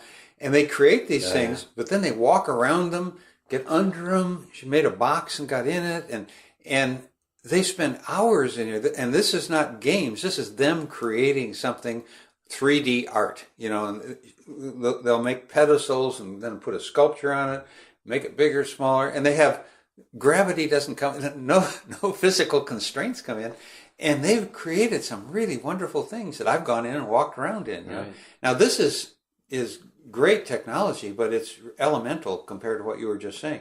We'll have that without the goggles, I'm sure, with holographic works of some kind. And in fact, what he's doing, Darren is doing with his VR stuff and his partners, they're creating 3D visual art that the artists, like at Sundance and all, can interact with these things with bodysuits on and all. Right. It's just awesome, some of the things they're doing. In fact, I think they're doing a show in Vegas right now. And it's going to keep going deeper and deeper. Oh yeah. I mean, we're even looking at we were talking about this on the other podcast about just even like cinematography. Imagine fairly soon we're going to have this, the camera technology that we have is going to be something you can pop right into like your eye. So instead of having to walk around with this heavy camera rig, imagine it's a whole new career path of being a physically fit person who can get like angles and directions that normal cinematographer might not be able to do. Right. When you have to hold this whole rig in your hand. But in 1950, I was an 8-year-old kid, and my biggest technological fantasy came from the Dick Tracy comic strip series, because Dick Tracy had a 2-way wrist radio he could talk to headquarters with. And I grew up for years thinking, wouldn't that be amazing if we could get something like that? I was in the internet world with the phone company, and so I used to speak at Java One and some of those things, and afterwards we'd go out with some of the executives. And I remember one night Scott McNeely saying, well, the whole objective with the internet is to one day get it to where the phone company and the electrical company is that when people use it, they don't even realize they're using it. Mm-hmm. He says, I think I'll live to see that. Well, that happened really fast. Yeah. And the iPhone is 10 years old and people can't live without it now. Just 10 years ago, there was no such thing. And now with an iPhone, we've got, I can remember seeing the movie 2001, Space Odyssey, in the theater in the 70s. And it starts out with him on an airplane talking to his children in Hawaii with a thing like FaceTime. Right. And a couple of summers ago, when our grandkids went to Hawaii for vacation, I FaceTimed them, and I didn't pay anything for this. It was free. I grew up when the only time you got a long distance call is somebody died. It was bad news, and we never called the long distance. And then you had to shout so that people could hear it. Yeah. Now I can call a friend in Vietnam or Russia, or just like that. We are living in a time that is so unprecedented. There's really no historical thing you can look back on as far as the way that technology is growing, and that is changing the human complexion, I think. Absolutely. We were watching it already with the way that kids' brains are developing. Right. you take a movie, like you take an action flick from today with all the editing and changing and the colors and the special effects, you show that to somebody from the early 1900s, their brains would not be able to grasp what it's looking at. Right. I think like literally they wouldn't be able to download it. Last night I was at the new Star Wars movie, and I was thinking, what if a tribes person from Africa was picked out of their tribe and put down in this theater to see all these special effects? There's no way they could even begin to comprehend what they're seeing. Right. And we're taking this for granted. Star Wars wasn't quite as active. It was a pretty good show, actually. Yeah, no, it's gotten there's awesome reviews so far. The girl that plays Rose in there, one of the new 5 stars, went to the high school where my stepson was the principal, and so she put on a showing for all her classmates and people. She used to work at the Golden Corral restaurant, and so she rented a theater. We all went to see it together last night. So let me tell you something. You don't even have to go so far as to imagine that it's somebody from a region of the world that might not have access to our movies. I'm not even sure where in the world it's still like that. But that's true. Yeah, but I was an assistant. My internship at the San Diego Museum of Art when I was in college. I worked with classrooms of kids from lower income neighborhoods that would come in to learn art. It was a program that the San Diego Museum of Art offered. It was really interesting. A lot of these kids were in elementary school, predominantly Hispanic families in the classes that I dealt with. And they all lived in I want to say like City Heights areas, like a lot of central San Diego, right? Mind-blowing experience that I had. A great majority of these kids that I would talk to had never been to the beach. Really? Yeah. Whoa. I just can't even wrap my brain around it. It's San Diego. They could almost walk there. Yeah. It's because, parents were working like 3 jobs. There wasn't really time for recreation. And, they weren't able to go on their own. It's not like they could hop on a bus. They're kids. So they were at the mercy of their parents' schedules, and their parents are barely trying to keep the kids fed. Yeah. Right. Here's the weird thing, though. Every single one of them had seen Passion of the Christ. You're kidding. Every single one. Oh, gee. Every one of them. That was important family learning. Wow. Talk about a subjective reality. Yeah. It'll take a long time to overcome that. Oh man, it was absolutely insane. That is amazing. Yeah, but it's you're right. We're living in an unprecedented time. So much of it's all coming together. I'm certain psychedelics are a big part of that experience because more and more people who have had these transcendental experiences are now, again, in positions of power and influence. Not many people come back from a psychedelic experience and become a bank robber. Right. They usually come back at least neutral and not worse for the wear. Yeah. And I think a lot of times also Burning Man, this subject that comes up regularly on this show is the idea that what we're looking at, Burning Man is almost like the testing ground for what's next. Oh, for sure. It's the leading edge of our society, of culture. I've been convinced of that for a long time. Actually, Maid Marian has made 2 appearances on the Psychedelic Salon. Nice. From Palenque Norte talks that she gave.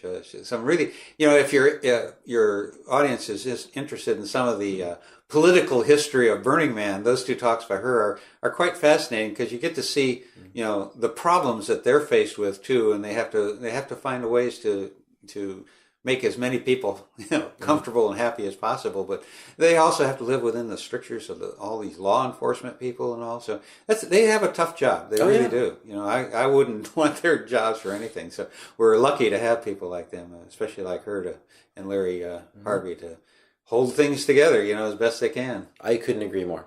It is, and being is how, and I wonder if part of that understanding for like yourself and myself comes from the fact that we've got some background experience in politics and policy. There's a lot of people you have to shake hands with, and you got to make things happen, and you got to make different sides happy. And having a black and white approach to things and saying this is the way it's got to be, and we will not shake on it. That only can get you so far. Yeah. And that's why I've been playing these Grover Norquist talks. You know, the first year he appeared there, he had a real hostile audience.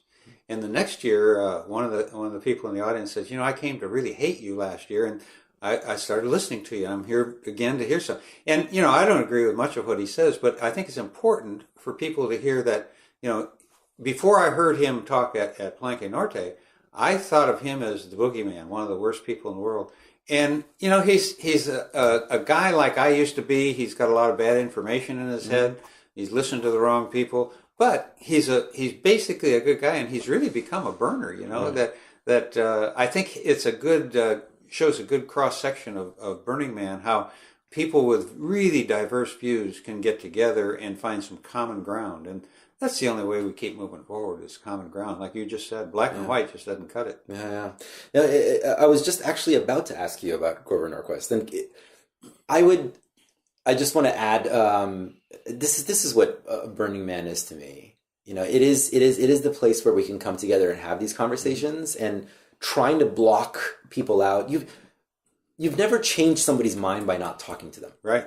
You'll never be able to cross your arms and turn your back. And this is why, you're not on Facebook, but on Facebook, I constantly see people make statements about, real proud statements about people they blocked because they're saying, things that they disagreed with.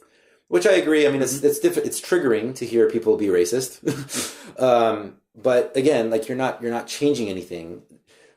It reminds me of Rumi, the Persian poet. Rumi, yeah. His famous quote. He's got this poem that ends with the phrase, "Out beyond ideas of right doing and wrong doing, there's a field. I will meet you there." I will meet you there. I remember that. Yeah, and it's.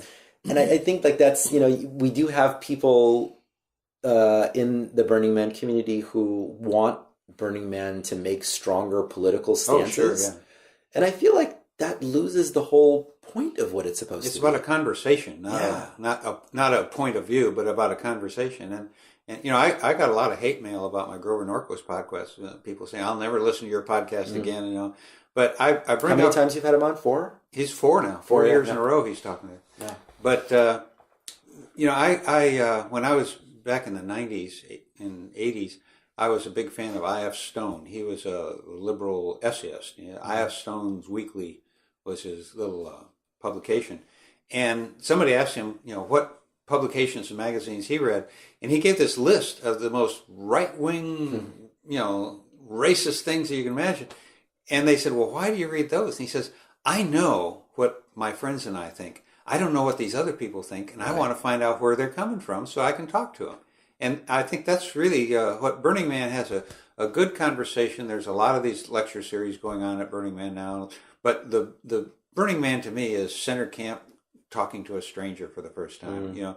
That's when you really learn what Burning Man's all about, because within a cup of coffee in the morning, you can make a new best friend, and somebody that's so unrelated to your, daily life that you can find anything you want, anybody you want at Burning Man. And, another thing that my friends that have never been there, back from the East Coast people that kind of look down on all this, that they say, "Oh, that's a big drug thing." I said, "No, I would say that probably there's, 75% of the people are on alcohol, not drugs. But I've never seen 2 drunk people fight at Burning Man. So there's enough of a psychedelic vibe, which is really not psychedelic. It's a Burning Man vibe that keeps the lid on all these things. And with the amount of free alcohol given away, and not to ever have seen an altercation is awesome. Yeah.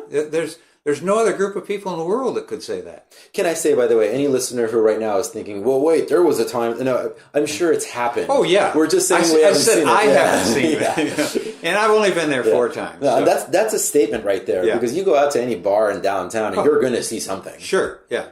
And, I'd go out at night. It wasn't like I was just sitting in my tent. Yeah. It's a different vibe, and it's what it is. It's hopeful. It's in the worst physical surroundings you could possibly imagine, other than going to the moon and not having oxygen. And yet people just get along. I know we were one year we were sitting out in the afternoon under our shade structure and having a conversation with a bunch of people, and right across the road from us they started blaring their music. And so one of the women in our group got a big tray full of popsicles and beer and walked over and said, "Could we talk you into turning that down and bribe you with this?" "Oh, sure, right away." No, I mean, there was no argument, no nothing. "Oh, I'm sorry we were bothering you." And then they wound up coming over and joining our conversation. That's Burning Man. Yeah. You know, and that's not downtown San Diego. That's Burning Man. Absolutely. And I love San Diego. Yeah. But burners are more human, I think, more conscientious, have more empathy and awareness of other people. Yeah. Like you said, you know, when somebody doesn't fit into your view of reality, what we keep forgetting is there's a lot of competing views of reality, even in a single country. And in Burning Man, they're all mixed in together, and they seem to get along pretty well. Yeah. I think if anything, I would even say maybe that's what it is about psychedelics. Like, they show you that reality is subjective, and that's one of the many reasons it makes you a little more likely to be open to new ideas. More tolerant, In all the years that you've been doing Psychedelic Salon, would you be able to share perhaps one thing that when you started the show, you thought differently about, and now today you look back on and you see that your thought process has shifted on? Probably a lot of things, just gradually. I can't. I guess that when I first started it in 2005, there really was no psychedelic research of import going on. There were maybe 4 or 5 studies in the world, and there was no real acceptance of cannabis smokers, and you know, I was called a pothead by my family. The thing that's changed the most that I've noticed is that psychedelics now really have entered the mainstream. I wanted to get to the point where we could talk about psychedelics around the water cooler at work, and we are really close to it. There's a few places where people work they can't do that, but in more and more places you can at least talk about legalizing marijuana. And you can talk about the PTSD research with MDMA and cluster headaches with LSD. And so the acceptance of the psychedelic community, I would say, it surprised me at how quickly it's come about. Now, maybe I'm sheltered because I live in that community. But, you know, I have a lot of friends on the East Coast and in Texas and in the Midwest who aren't part of the psychedelic community. But I had one friend from South Carolina earlier this year who is a major evangelical Christian. He called me to get information about LSD and cluster headaches. Now, in past years, he wasn't talking to me because I was no longer a Christian. Yeah. And now I'm his advisor about psychedelic things. Wow. Now that has changed a lot. Yeah. That's quite the understatement. And I never expected any of that to happen, quite frankly. And it wasn't just my podcast; it's the whole world. I mean, it's everywhere. You're seeing people are talking in some respect. Every form of the press, major press, now has some report about a psychedelic study here or there, and they're even getting more fair in some of their talk about MDMA. You know, it used to be the killer drug and all. At least they're admitting that, well, it wasn't pure. You know, and there's nobody getting pure MDMA anymore. I don't think. Maybe a few people. Yeah, absolutely. I had a Christian friend who was asking me, because he was listening to the podcast and hearing me talk about DMT, and he was deeply curious, but was really scared of the possibility that he'd lose his religion and lose Christianity. And I argued to him, I presented to him the idea that I believe it will further affirm your connection with God. It might reposition that perspective. And I think what it would probably do is bring your awareness to which parts of that are your ego, your judgments of other people, ideally. Yeah, I understand where he was coming from, because until you've had some experience with these things, the reports that you've heard and read indicate that maybe you take one tab of acid and come back an atheist. But it doesn't work that way. It's a process. It's a long all it does is get you thinking about things. Right. It opens your mind a little bit, and so you start questioning things. Like Timothy Leary said, think for yourself and question authority. Well, that's what it gets you to do, but it's not going to do it overnight. Now, I had been doing MDMA for a year, and then for 2 years and cannabis for 1 year. And I've been carrying around this sheet of window pane acid with all this fear attached to it that I didn't know what was going to happen when I took it. Again, I had no peers. I was living in Florida by then. Didn't know anybody else that was doing anything. But finally I got up the courage one day, and my now ex-wife was going to be my sitter. And I said, we need to say goodbye because I might not come back from this. I might be. And I really thought there's a possibility of doing that. And why I took the chance, I don't know. I was scared. I was really scared, and it turned into such a blissful experience. I never looked back. But I can see where your friend was coming from, because you get enough of this reefer madness stuff in your head, and just say no. See, we're finally getting a new generation that aren't going through the just say no, and the dare and all that. Right. But I've talked to a lot of young people who have been through dare and just say no, and when they finally did experiment with mushrooms or something like that, they really felt like they were the stranger in the strange land, and that's why I like doing the podcast and feel like when I do it, like right now, I just feel I'm talking to you, and there's nobody else involved. When I do the podcast, I'm thinking of talking to just one person, and I grew up on radio, it's the theater in your head, so I like the concept of podcasting and getting in somebody's ear, and people don't have to agree. I don't agree with all the stuff McKenna says, but I love listening to him. He's just a mesmerizing speaker, and quite frankly, I've heard some of his talks, 4 or 5 times, and hear something new, because what happens is he'll say something that gets you thinking. And by the time you stop thinking about what he said and you come back to listening, he said 3 different things that you haven't heard. And that's the genius of McKenna. And he was very forthright, saying, hey, I'm an entertainer. I get paid by talking and stuff, but don't take me too seriously. I just want you to start thinking. And, I think we're just throwing the ball around. Yeah. And he didn't want to be put in the position that people started putting him in, But it's hard to avoid that, I guess. Yeah, at some point, when you're Terrence McKenna, it's hard to avoid being a guru. Yeah, but that's the last thing he ever wanted. Yeah. No, that's definitely something a lot of people have said about him. Yeah, but just even that idea, just being able to throw the ball around. I mean, he knew how to speak. He knew how to bring that information forward. Yeah. My friend Brian from Cheesy Porn is going to laugh at this if he's listening, because he pointed out to me that I keep giving this example, the Alan Watts quote about where he's describing the dirty ashtray. Are you familiar with this? No. He's saying, let's say one day you're extremely high on LSD and you look at the bottom of a dirty ashtray, and while you're looking down there, you see the meaning of life. And then you run around showing everybody this dirty ashtray and saying, look, it's the meaning of life.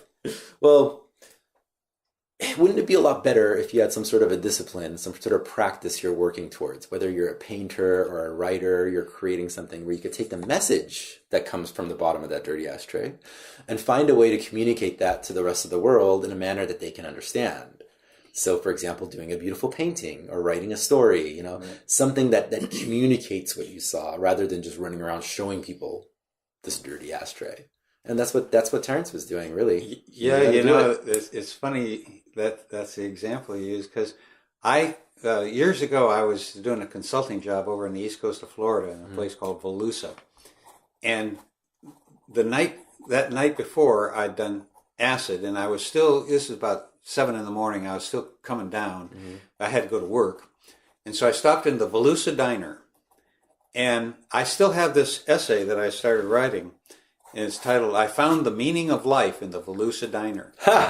And I can still remember the moment that kicked in on me. It was this old biker guy and this old waitress were standing there talking.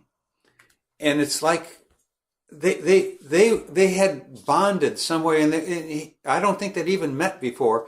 But somehow watching these two just separate humans interact, something's triggered in my head. I really thought I found the meaning of life. And so I made that note. I found the meaning of life in the Volusia Diner. I went to work and decided instead of working, I'm going to write this essay. And I just sat there and stared at a blank sheet of paper. I couldn't remember what it was. It was so close to coming clear. But you can find the meaning of life at certain times if you just let your guard down. Absolutely. Absolutely. But again, I didn't have a structure or tool to do that. And there's probably no way I could have put it into words. It's one of those emotions that you feel. Yeah, you know, sometimes you can't just put it into words. Maybe it's just sitting there somewhere in your subconscious, and at some point it found its way out. Who knows? Maybe in a podcast intro. But I can see why looking into an ashtray, you could find the meaning of life. Absolutely. You know, and people laugh at us druggies saying things like that. But like Terrence said, you know, if you think you get there in meditation and you have 15 minutes to spare, let's try this little DMT trip and see if we're on the same page. Because it is different. It is different. You know, and Myron Stolaroff was not only one of the great psychedelic researchers and elders, but he also was really deeply into meditation. He'd go to these 2-week-long meditation trips and everything. His whole purpose in meditating and really getting into it was to try to mimic an LSD trip. Mm-hmm. And I've taken LSD with Myron a few times, and he always had hard trips, but he wanted to be able to get there on the natch. And he said there were a few times where he almost touched it. Yeah. And he wrote an essay called, in fact, I mentioned it in a recent podcast, the How Does Psychedelics Affect Buddhism? Mm. And I think that probably some practitioners that really get into some of these esoteric ways of thinking can get there on the natch. I couldn't agree more. And we have DMT in our brain anyhow, and it's a matter of releasing it. But for lazy people like me, it's easier to drop a tab of acid and ride. Yeah. There's actually a essay that I ran into, I've referenced on the show a few times too, by a Muslim mystic who was describing that his theory was that Muhammad, the prophet of Islam, when he was meditating, what he was doing is he was basically meditating in a pitch black cave every night, and he was meditating for hours on end. And Muhammad came from a Bedouin tradition. Bedouins were very connected to nature, very much about understanding nature and being one with it. Mm-hmm. So here's this man meditating for multiple hours every night in a pitch black cave, which 1,300 years ago in the Arabian Peninsula, you basically may as well have been an isolation chamber. Exactly. Yeah. Right? There's zero sound. There's zero... I experienced complete silence in the desert this past weekend, and it was my first time in my life. I'm 35. I'd never known what that sounded like before. This was a brand new experience to me. But he was doing that every night. And the foods they were consuming back then, there was no processed anything. There was no extra chemicals and stuff. It's all stuff they were growing and making themselves. The water didn't have fluoride in it, or chlorine or whatever else it is that we're drinking. So they were experiencing reality from a completely different angle. Exactly. And what this writer was arguing is that he believes, and I agree with this, by the way, that Muhammad induced he naturally induced a DMT trip from that experience. I wouldn't, that's all, as you're describing it, I was thinking, my God, there's no way you could spend the time in a dark cave like that and not have some sort of a psychedelic meditating for hours, being at that level of health. And then so he comes back and he starts speaking this beautiful poetry to his friends about the oneness of consciousness. And, and little by little, his buddies were like, oh, God, we should tell people about this. And at first, Muhammad was like, no, people are going to think I'm fucking crazy. But little by little, he built up a following. And well, I personally believe that almost every religion has its foundation in some sort of psychedelic experience. Oh, yeah. And so we just can't look the other way at these things any longer. We've been 2,000 years in the desert here, and it's time to start bringing it back, and it's coming back now. And so, and particularly, it's going to be interesting because I have a high hopes for autistic people and as being ones who can really figure out a lot of things for us. Me too. And they're going to start accepting these medicines if it helps them in some ways, because they don't want to lose their special abilities. Some of the high functioning autistic people have insights that we can really use. And they're just the tip of the iceberg. I think we're going to find people who are designed by their parents and their gene splicing and all we're going to wind up, hopefully, before we pull the plug on the nuclear war, with some people in charge who are human and empathetic and are willing to listen to all sides and find ways that we can all get along. Yeah. Like Rodney King said, we all just get along. Couldn't agree with that more. That sounds like an excellent note to end our conversation. Well, I've really enjoyed it. I hope we can do it again someday. Abso-fucking-lutely. I could easily be here for the next 3 hours because we talk about this. So we need to do this again. Good. Yeah. Well, the next time you're driving through this area, let me know. Just Most stop definitely. Good. Yeah. Do you, anything next for Psychedelic Salon?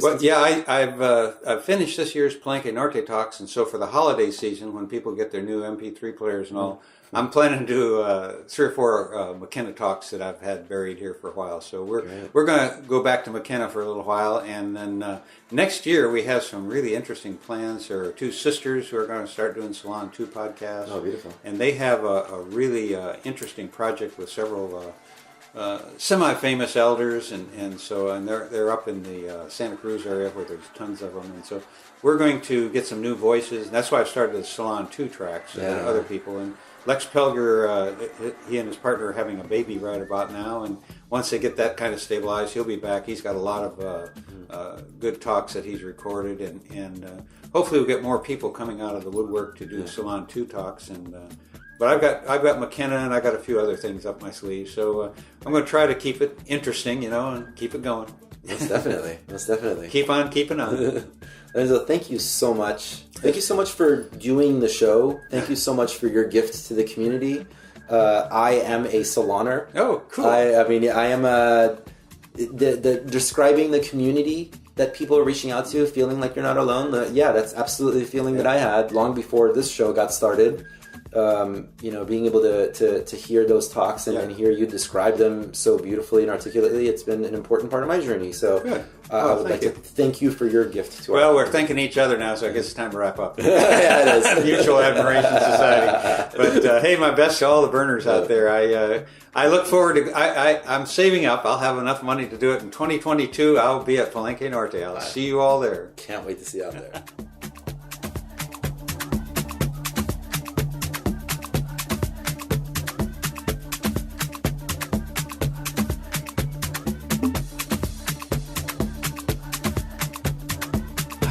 Such a lovely day. They were such lovely people. I had such a lovely time. You are currently listening to the sounds of Adam Gibbons. This set was recorded at the Costume Cult Halloween party on October 28th of 2017 in New York City.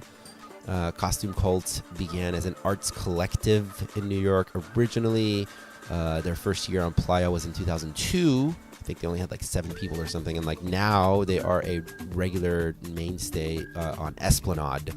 Learn more about Costume Cult over at costumecult.com. That's spelled KOSTUMEKULT. Costume Cult has like a very special relationship with Halloween, so it sounds like they're always involved in the parade and go all out. And Adam himself is an amazing, awesome person, really sweet and kind.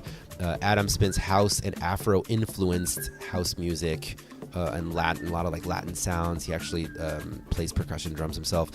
You can hear this full mix as well as a ton of other great sets of his over at SoundCloud.com/DJ Adam Gibbons. That's spelled DJADAM GIBBONS.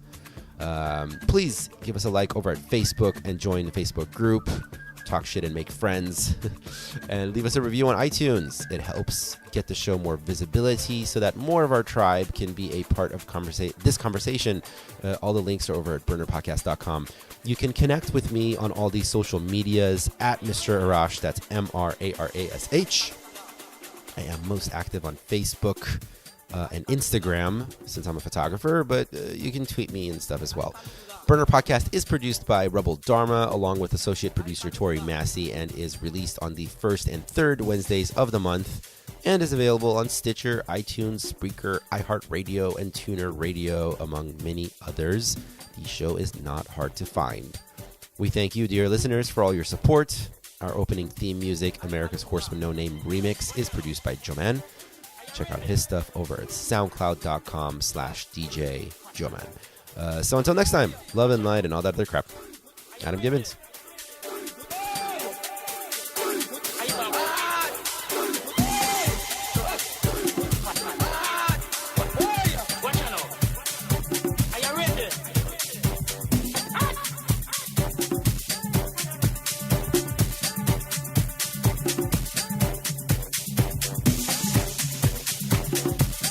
Kalunga,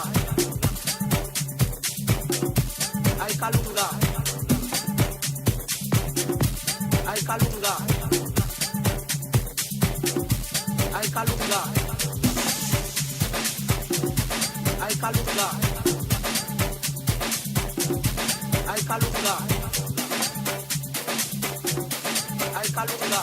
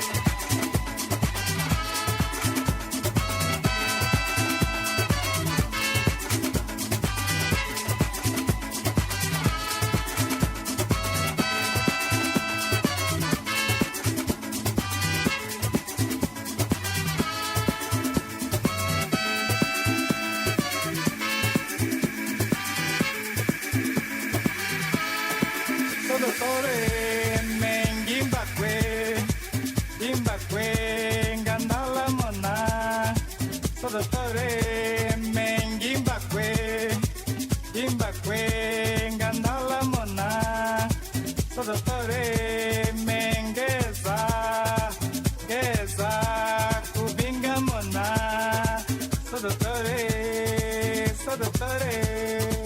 sodotore ngibane mama.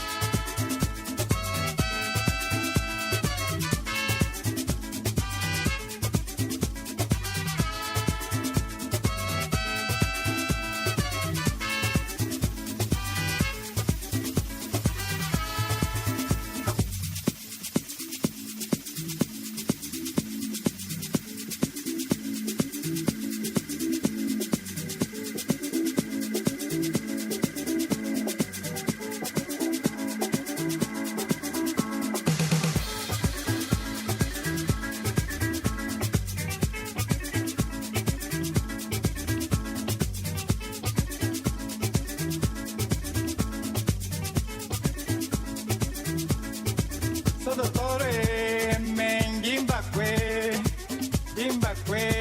ngandala mona. Sodotore mengimbakwe ngandala mona. Sodotore mengeza geza kubinga mona. Sodotore ngibane mona. Sangizile chale lungeza di geza mukondangandala mone. Sodotore ngibane mona. Sodotore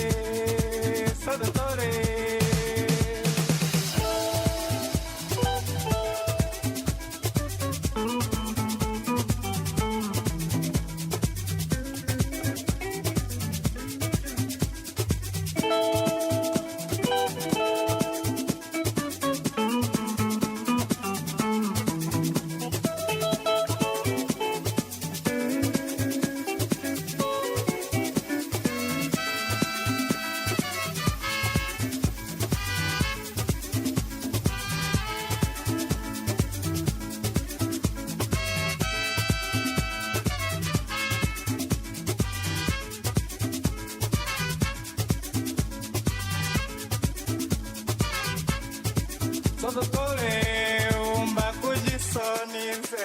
Sodotore ngibane mona. Sodotore mengandalamo. Sodotore ngibane mona. Sodotore baneka mona. Baneka mune baneka mune kamone.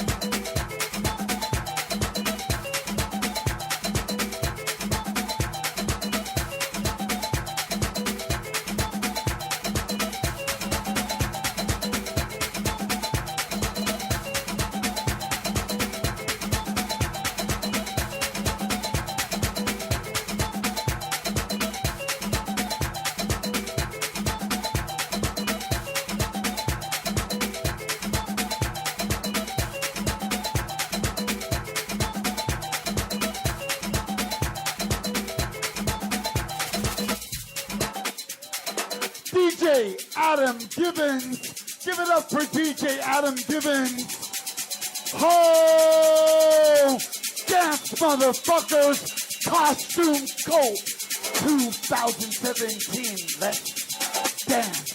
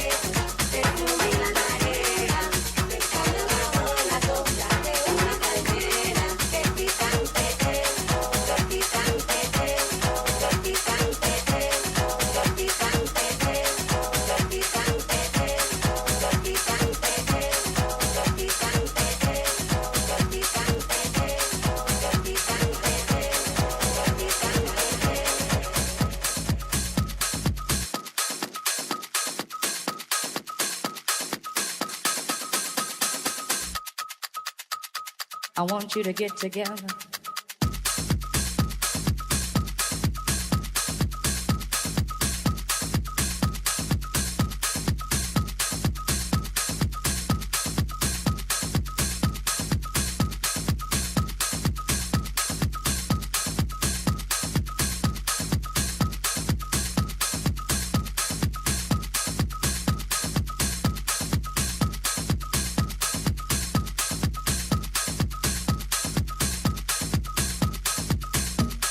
I want you to get together.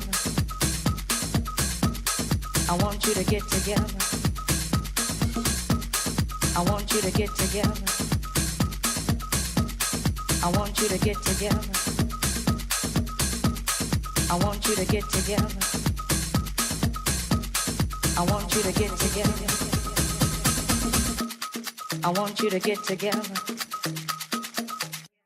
Put your hands together one time. I want you to get together. I want you to get together. I want you to get together. I want you to get together. I want you to get together. I want you to get together. I want you to get together. I want you to get together. I want you to get together. I want you to get together. I want you to get together. I want you to get together. I want you to get together. I want you to get together. I want you to get together. I want you to get together. I want you to get together. I want you to get together. I want you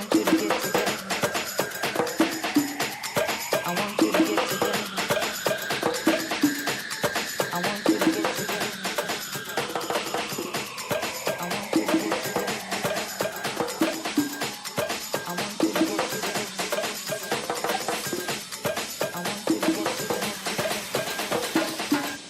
Put your hands together one time.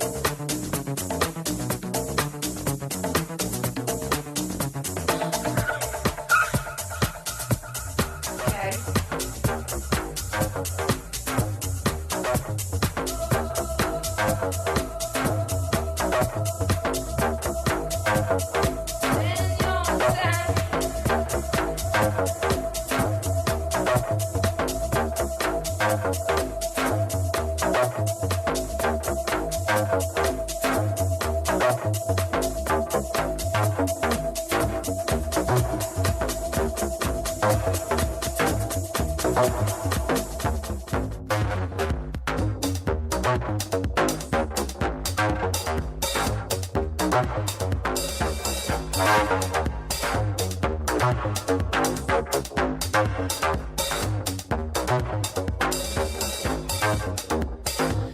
know why.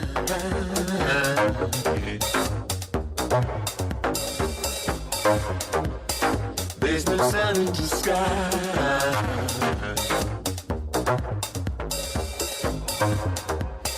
Don't know why.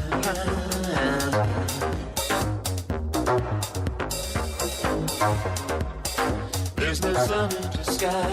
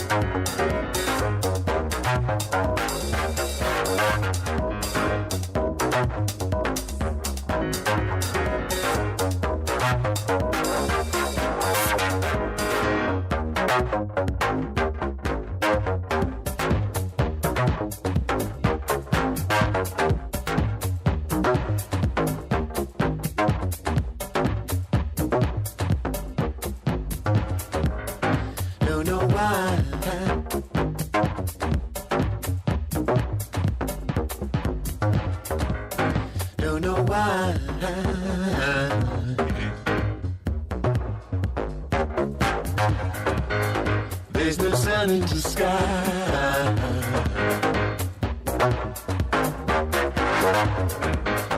Don't know why.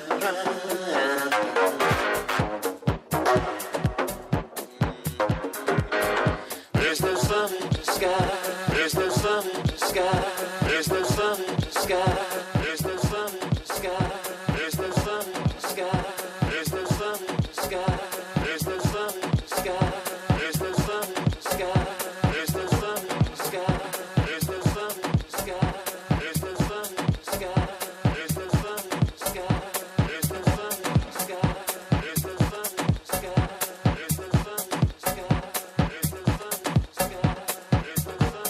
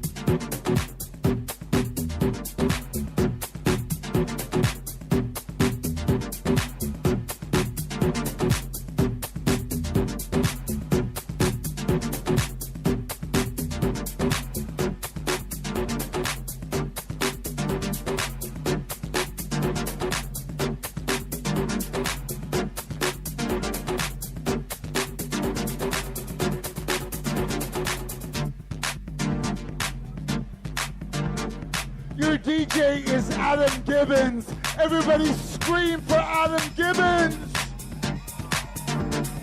Dancing, love, costume, cult, 2017 Halloween, yes, yes, Adam, yes, Gibbons, fuck me, fuck you, let's dance, dance, dance.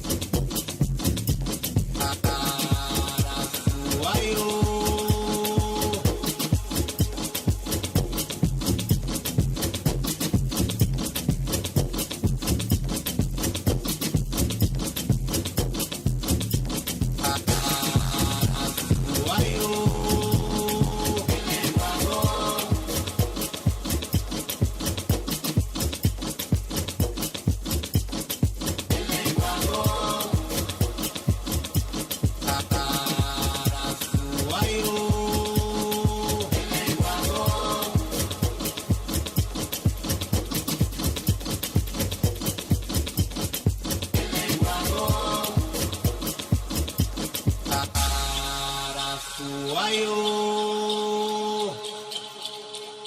Oh, monyana wana goma na kinyera o. Alaroye masunkiyo, kelegwa goanya.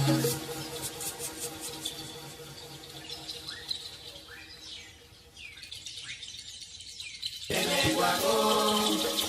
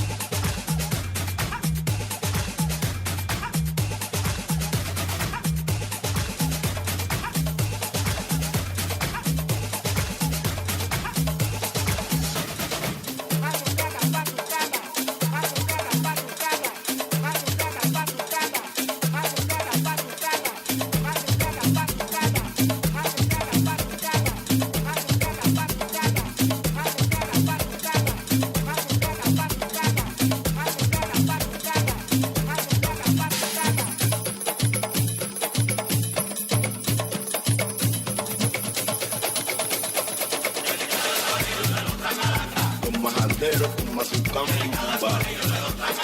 Pato esos locos, los mamamanga, dándole por el saco a todo el que se lamba.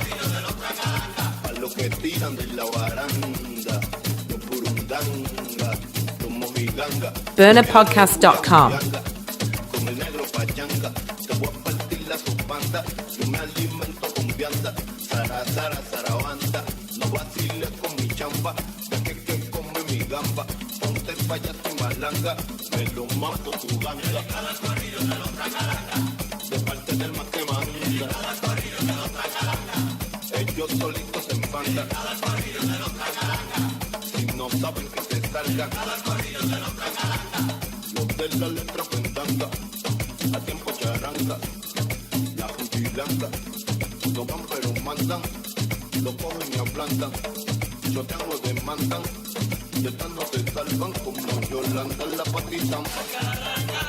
Con calma, con calma. Cuando con mi tribu los negros se entienden.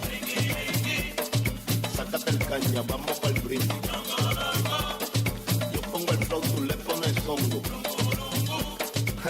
Te la pusiste difícil como. Con calma, con calma. Yo ando con mi tribu, los negros se entienden. Sácate el caña, vamos pa'l brindis. Yo pongo el flow, tú le pones hongo. Te dije que está difícil con un. Ey, negro con tú, te di capicú. Yo sí soy Palenque y no brego en fufu. Si quieres tirarlo, tírame a mí. Yo soy el chip y no como chip. Si quieres tirarlo, tírame a mí. A la cucaracha mato con